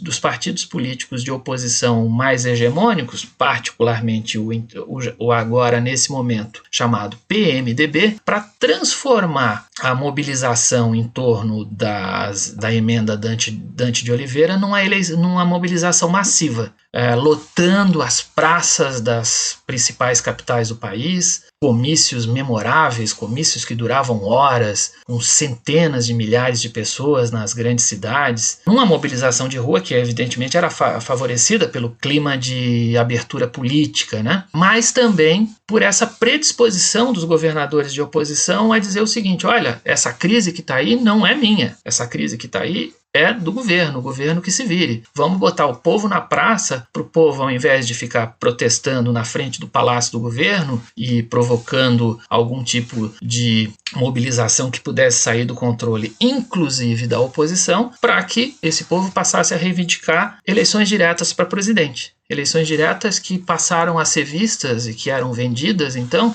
como uma grande solução para os problemas nacionais. Acho que era significativamente importante. A campanha das diretas foi muito importante, foi muito intensa e fez parte desse processo, isso sim, de democratização do país. Infelizmente, ela também fazia parte dos mecanismos que envolviam a transição pelo alto, né? A transição política pelo alto. No fim das contas, a emenda Dante de Oliveira foi derrotada na votação no Congresso Nacional e aquela grande mobilização política da campanha das diretas vai ser utilizada pela oposição, pelo PMDB, para legitimar a sua candidatura, a candidatura de um civil do PMDB, um governador, um desses governadores eleitos em 82, o governador de Minas, Tancredo Neves, a sua candidatura ao colégio eleitoral. Colégio eleitoral que era um método criado pelo regime para fazer a transição interna de um general para outro. Mas a oposição, que já vinha disputando desde 74 no interior do colégio eleitoral, agora chegava para essa disputa com esse cacife daquelas centenas de milhares de pessoas que tinham ocupado as praças. No fim, uma mobilização que poderia, quem sabe, ter levado a uma ruptura social, uma ruptura política, poderia, quem sabe, levar à queda do regime autoritário. No fim das contas, ela foi entremeada por um conjunto de negociações que conduziram a uma transição pacífica, uma transição mais ou menos conciliatória. E como é que exatamente a ditadura acabou? Quais os impactos imediatos e mudanças mais significativas que a gente teve nesse momento? Bem, o fim da ditadura caminha muito no sentido de algumas questões muito relevantes que o professor Reinaldo já apontou. Vou tentar só para, como finalidade, ser didático, assim, as duas coisas se misturam, mas eu acho que há um caminho muito político para o fim da ditadura e econômico, assim, as duas coisas acabam misturando. Uma grande crise econômica, como o professor já mencionou, acho importante inserir o Brasil dentro de um contexto de uma grande crise econômica que ataca a América Latina quase como um todo, principalmente o que a gente costuma chamar de crise da dívida externa latino-americana, que impacta muito o México, que impacta muito a Argentina, impacta muito o Chile. Então é importante, essa crise não é exclusivamente brasileira, embora tenha impactos muito graves e particulares também aqui no nosso país. Dentro dessa crise, basicamente, em um resumo dela, que esses países todos se endividaram em dólar durante a década de 70, né, contraíram muitos empréstimos, buscaram realizar financiamentos, né, a partir de empréstimos contraídos em dólares. Na década de 80, esse preço é cobrado, digamos, desses grandes empréstimos volumosos. Os países não têm condições, né, fôlego, assim mesmo econômico, para conseguir pagar essas dívidas, principalmente a partir do que o professor colocou, né, dos termos que o FMI impunha, né, que eram muito rigorosos mesmo. Então, nós temos uma grande crise econômica ali que vai afetar muitíssimo os mais pobres, evidentemente, como quase toda crise econômica, né, acaba afetando a vida dos mais pobres, e a gente começa a ter uma insatisfação popular muito grande, que por vezes se manifesta num sentimento anti-ditadura, que é um termo que eu estou utilizando muito, assim, né? Muitas vezes essa insatisfação com a realidade social, econômica e política do Brasil se manifesta em movimentos como a Diretas Já, movimentos organizados, digamos assim, mas também às vezes se manifesta na mais pura violência, assim, ou no sentido de frustrações como os quebra-quebras que a gente tem ali a partir de 1983, que no caso, por exemplo, de São Paulo, trabalhadores desempregados da Zona Sul, da Zona Leste de São Paulo começam a se organizar assim de uma forma muito, não como um movimento social, não como um partido, mas assim se organizar simplesmente para muitas vezes quebrar coisas no centro da cidade, como uma manifestação do altíssimo nível de desemprego que está ocorrendo ali, saquear alguns supermercados, né, simplesmente por procurar comida mesmo, por demonstrar sua insatisfação. E curiosamente isso não ocorre só no Brasil. Na Argentina esse fenômeno também quase nos mesmos moldes acaba acontecendo em cidades como Buenos Aires.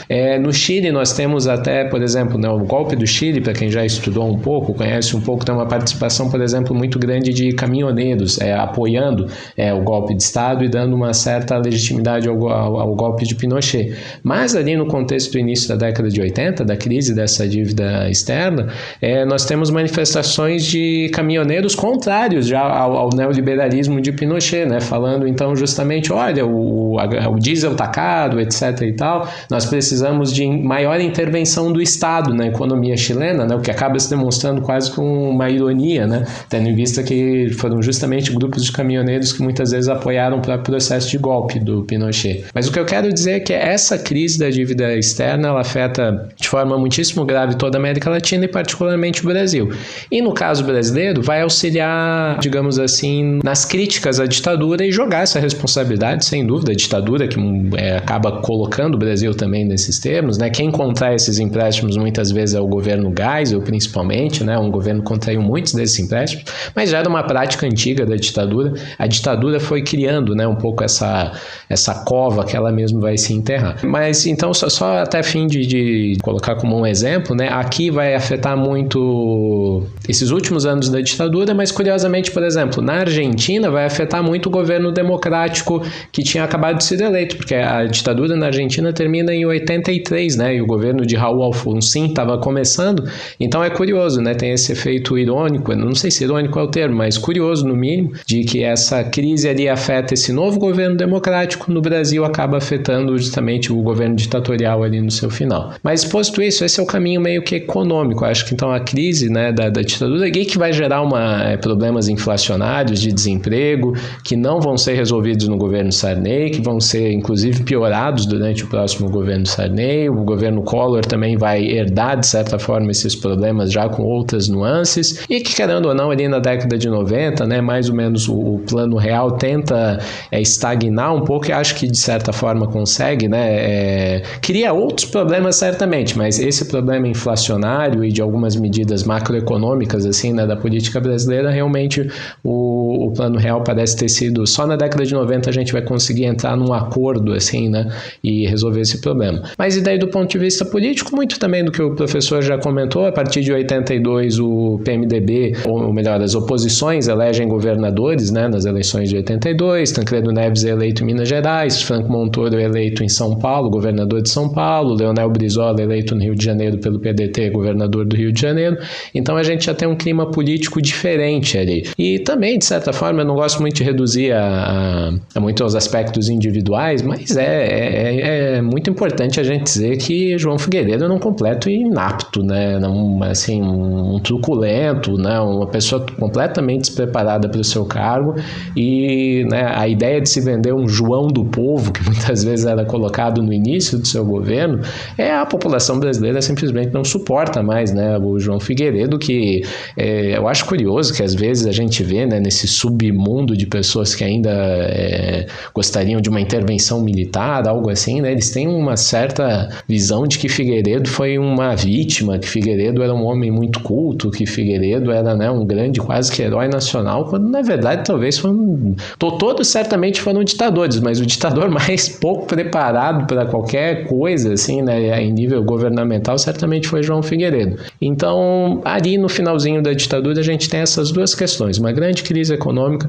uma série de problemas políticos, a oposição crescendo cada vez mais e uma ideia de que, aqui eu acho que é muito importante para quando a gente fala sobre democratização, uma ideia de que a ditadura, ela não só tolhia liberdades civis e, como é que eu posso colocar, censurava o povo politicamente. A ditadura era uma ditadura contra os pobres. Eu acho que isso fica cada vez mais evidente durante a década de 80, que a ditadura tinha uma questão de classe muito evidente. As greves do ABC, que o professor também explicou ali, já colocavam esse problema à tona.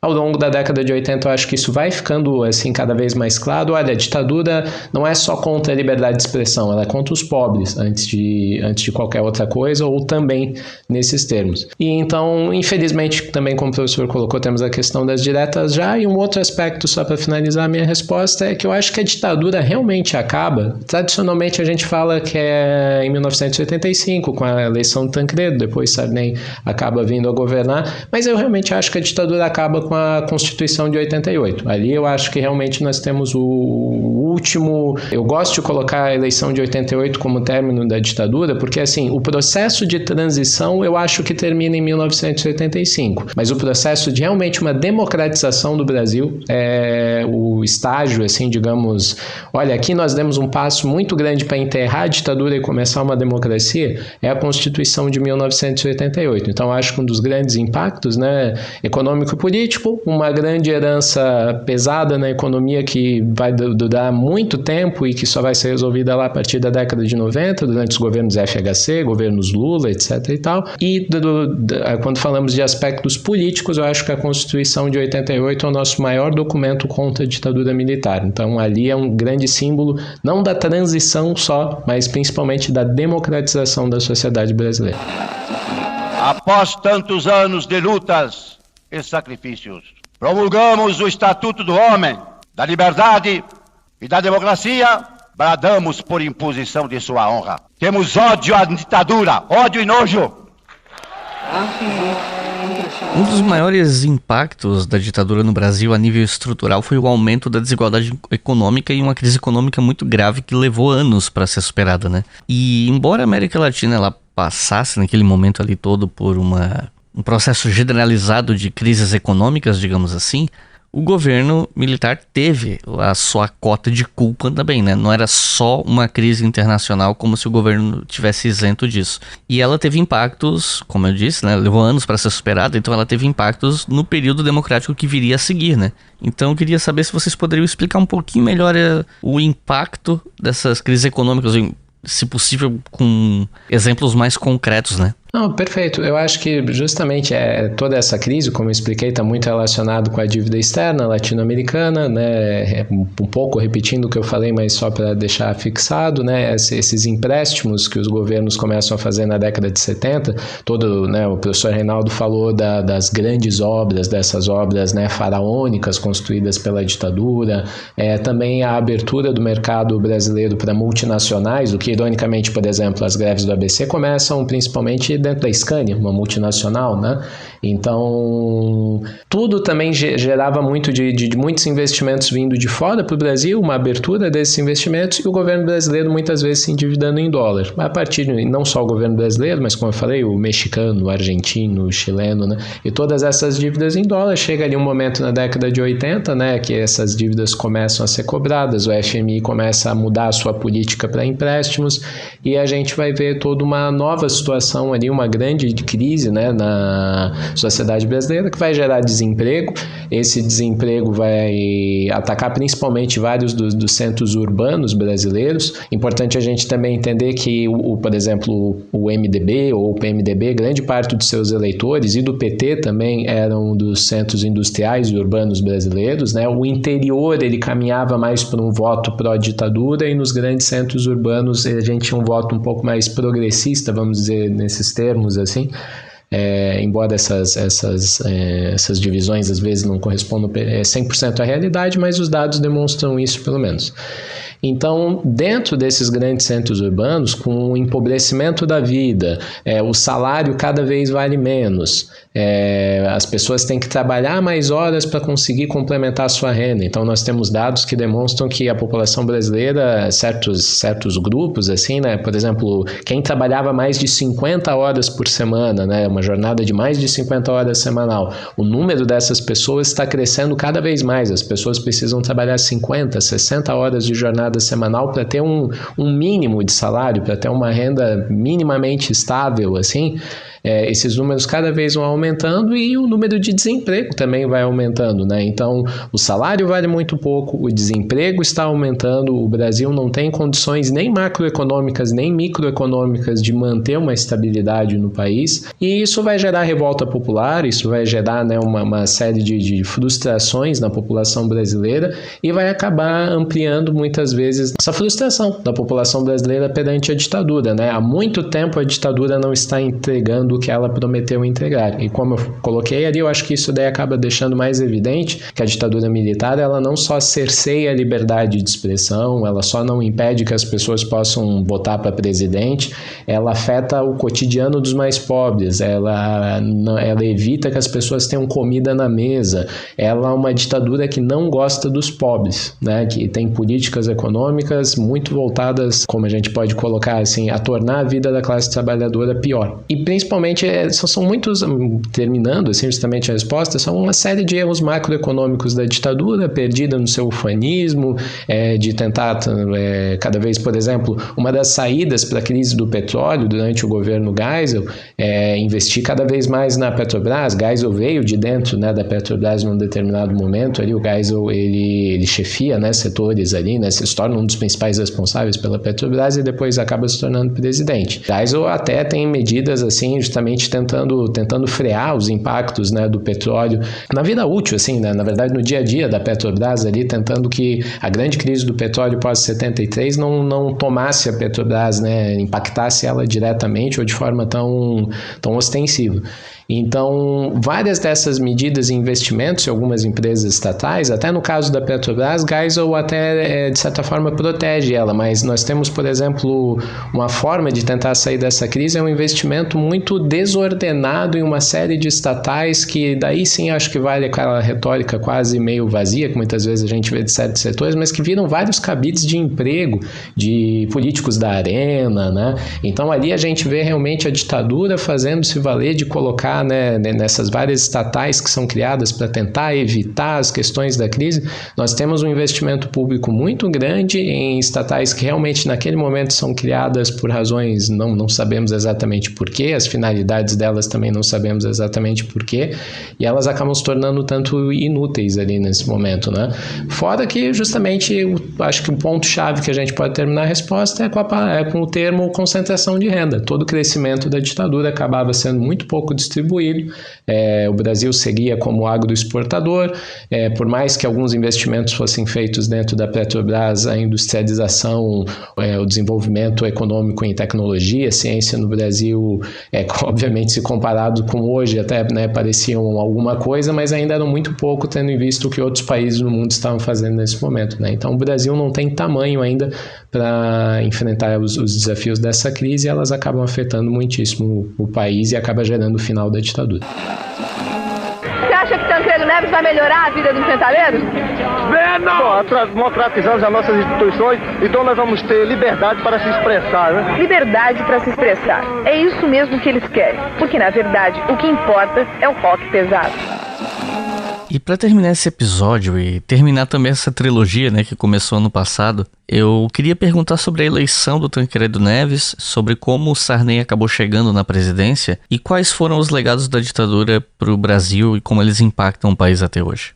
Acho que essa última resposta do Ricardo, ela alinhava bastante esse processo, indicando que, ao mesmo tempo que ali ao final do regime, ao longo da década de 80, boa parte da população começou a nutrir um sentimento antiditadura e a perceber o significado da ditadura, que tinha sido de impor um sistema de crescimento, um modelo de crescimento econômico para o país que significava mais concentração de renda e que era profundamente antipopular, e que exatamente por ser profundamente antipopular necessitava do autoritarismo, aquele modelo econômico ele só poderia sobreviver num ambiente autoritário. Ele transferia a riqueza dos mais pobres para os mais ricos. Ele transferia a riqueza da classe trabalhadora, mas de um jeito absolutamente desumano, num processo de superexploração massivo do trabalho. Isso só poderia ocorrer num ambiente profundamente autoritário. Então, havia muita expectativa de que o restabelecimento de um processo democrático pudesse significar a crise desse modelo econômico e a sua substituição por outro. Ocorre que, voltando àquilo que tem caracterizado a nossa discussão aqui, a diferença entre transição política e democratização.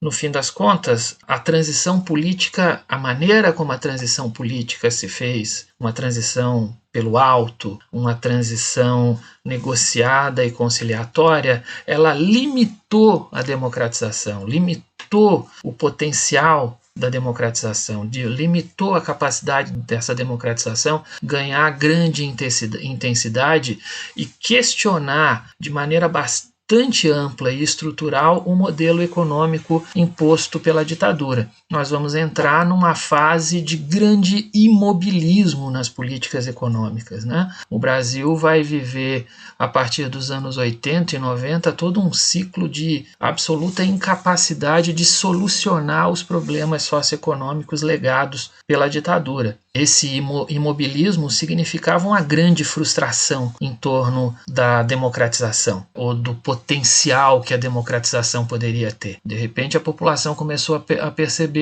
que os políticos só queriam que as pessoas, que a grande maioria da população se deslocasse a cada período de alguns anos para votar, mas sem propor grandes mudanças, grandes alterações. Isso foi bastante frustrante. E essa frustração ela fica nítida na maneira como o primeiro governo civil ele chega ao poder. em princípio, o governador de Minas tem bastante popularidade e faz uso com bastante habilidade daquela mobilização de rua em torno das diretas e agora direciona todos os efeitos e desdobramentos daquela mobilização para uma campanha política muito estranha, em que ele vai concorrer a um colégio eleitoral, ou seja, a um congresso onde só políticos votam para presidente da República, mas ele faz grandes comícios pelo país afora, dando uma espécie assim, tentando dar uma sequência aos comícios da campanha das diretas. Ao mesmo tempo, ele está negociando com setores políticos do partido que deu sustentação à ditadura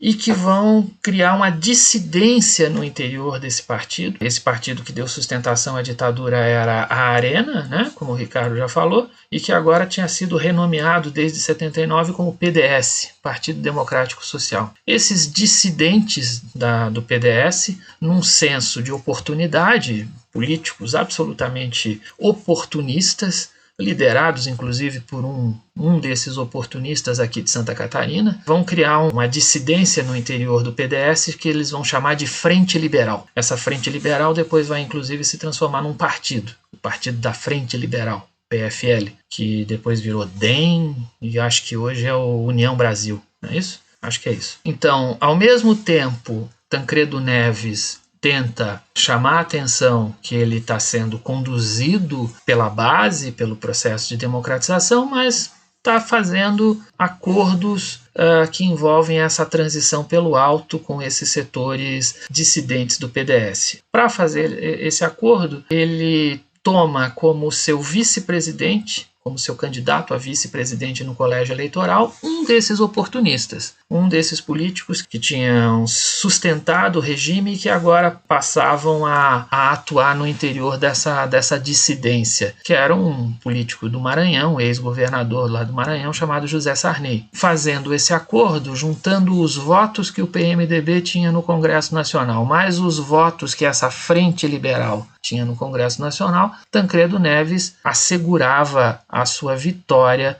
no colégio eleitoral, né? Assegurava inclusive com ampla maioria. O PDS teve grandes dificuldades para apresentar um nome de consenso. Havia um militar, antigo ministro de uma série que tinha ocupado diversos ministérios, entre eles ministérios dos transportes, que era o Mário Andreasa, mas havia um governador de São Paulo, um ex-governador de São Paulo, muito ambicioso, chamado Paulo Maluf.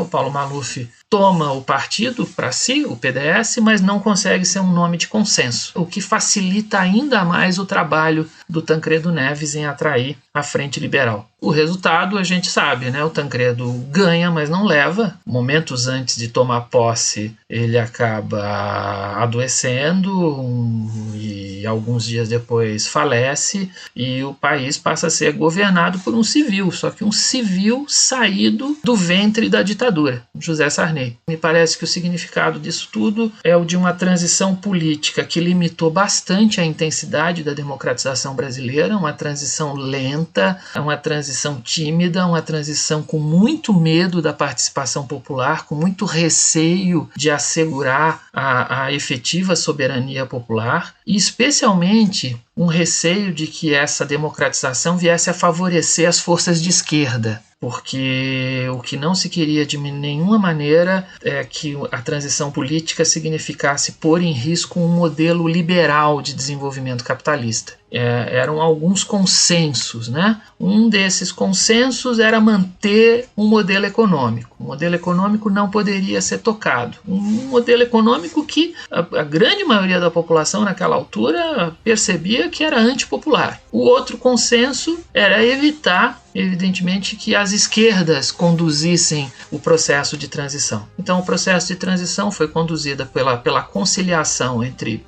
moderados e conservadores e com a perspectiva, com o viés de assegurar um modelo liberal de desenvolvimento capitalista, de alguma maneira sofresse poucos riscos, né, com a quebra do regime autoritário. Isso vai redundar num período longo aí de muita frustração que, de alguma maneira, dada a baixa intensidade da nossa democracia, da nossa democratização, acredito que tenha um pouco a ver com a situação política que nós atravessamos nos últimos anos e com a ascensão ao poder de um notório filhote da ditadura, de uma dessas figuras que no final dos anos 70 estavam sendo preparadas para assumir o aparato repressivo do Estado, se o regime tivesse continuado.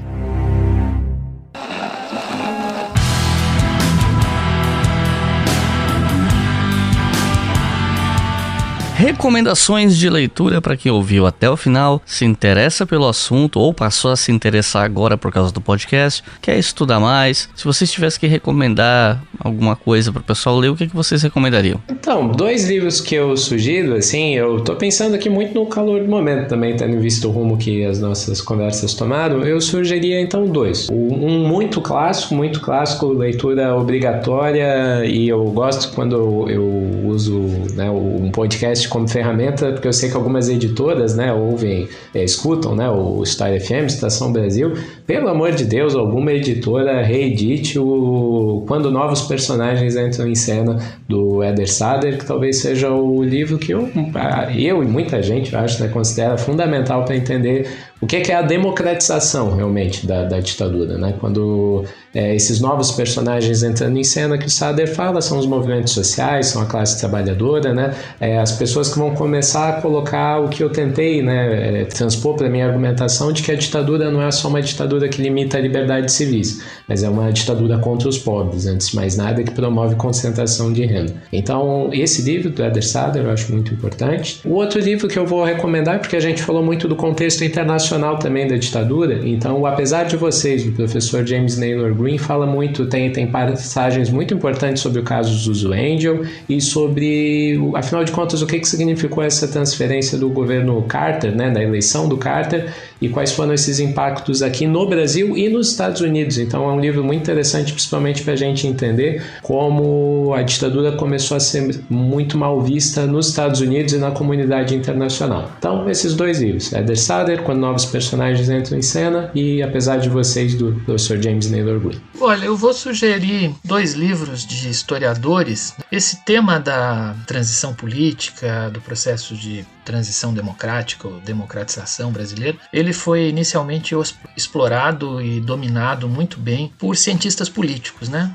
E até hoje a gente tem muitos trabalhos na área de ciência política a respeito dessa temática. A historiografia tem chegado mais recentemente a essa discussão e normalmente chega assim tem chegado ainda de uma maneira muito superficial. Por outro lado, os cientistas políticos muitos deles não parecem demonstrar uma grande boa vontade em discutir com a historiografia. Então eu vou sugerir 2 livros bastante gerais, né, que tem tem potencial para ter uma grande aceitação popular e que nos seus últimos capítulos trabalham essas temáticas e trazem, eu acho, boas informações a respeito desse processo.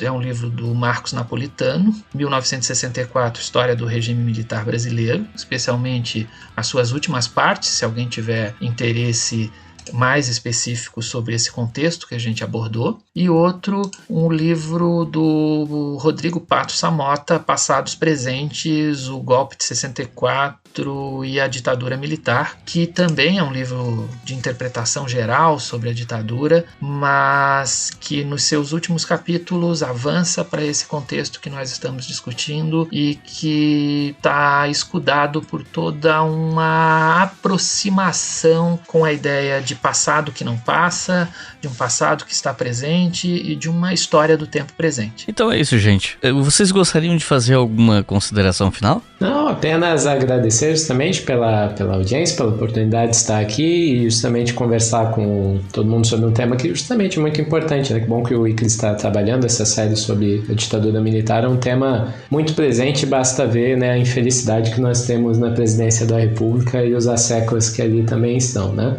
É notório os filhotes da ditadura, para fazer valer a velha frase. E também por estar aqui com o professor Reinaldo, né? Boa parte que eu aprendi com ele, então é legal estar aqui com ele para falar um pouco sobre esse assunto e trazer mais conhecimento, né, para o público em geral que porventura venha se interessar por essa temática. Muito obrigado. Obrigado, Ricardo. Obrigado, Iclis. Muito obrigado pelas palavras do Ricardo agora. Só que o Ricardo tá desenvolvendo uma tese que provavelmente vai ser bastante consistente e vai nos ajudar bastante, né? Vai ser uma importante contribuição que vem aí. Eu quero agradecer bastante o Iclis pela oportunidade e por essa possibilidade aí da gente estar compartilhando algumas informações e alguma possibilidade aí de troca de conhecimento. Espero que o público aprecie a nossa participação aqui.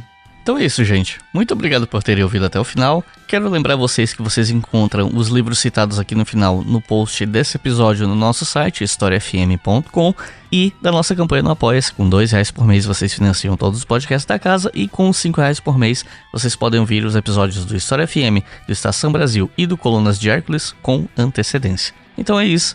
Muito obrigado e até a próxima.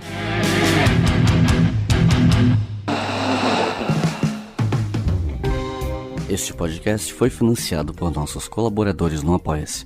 Acesse apoia.se/obrigahistoria e contribua para manter este projeto educacional gratuito no ar.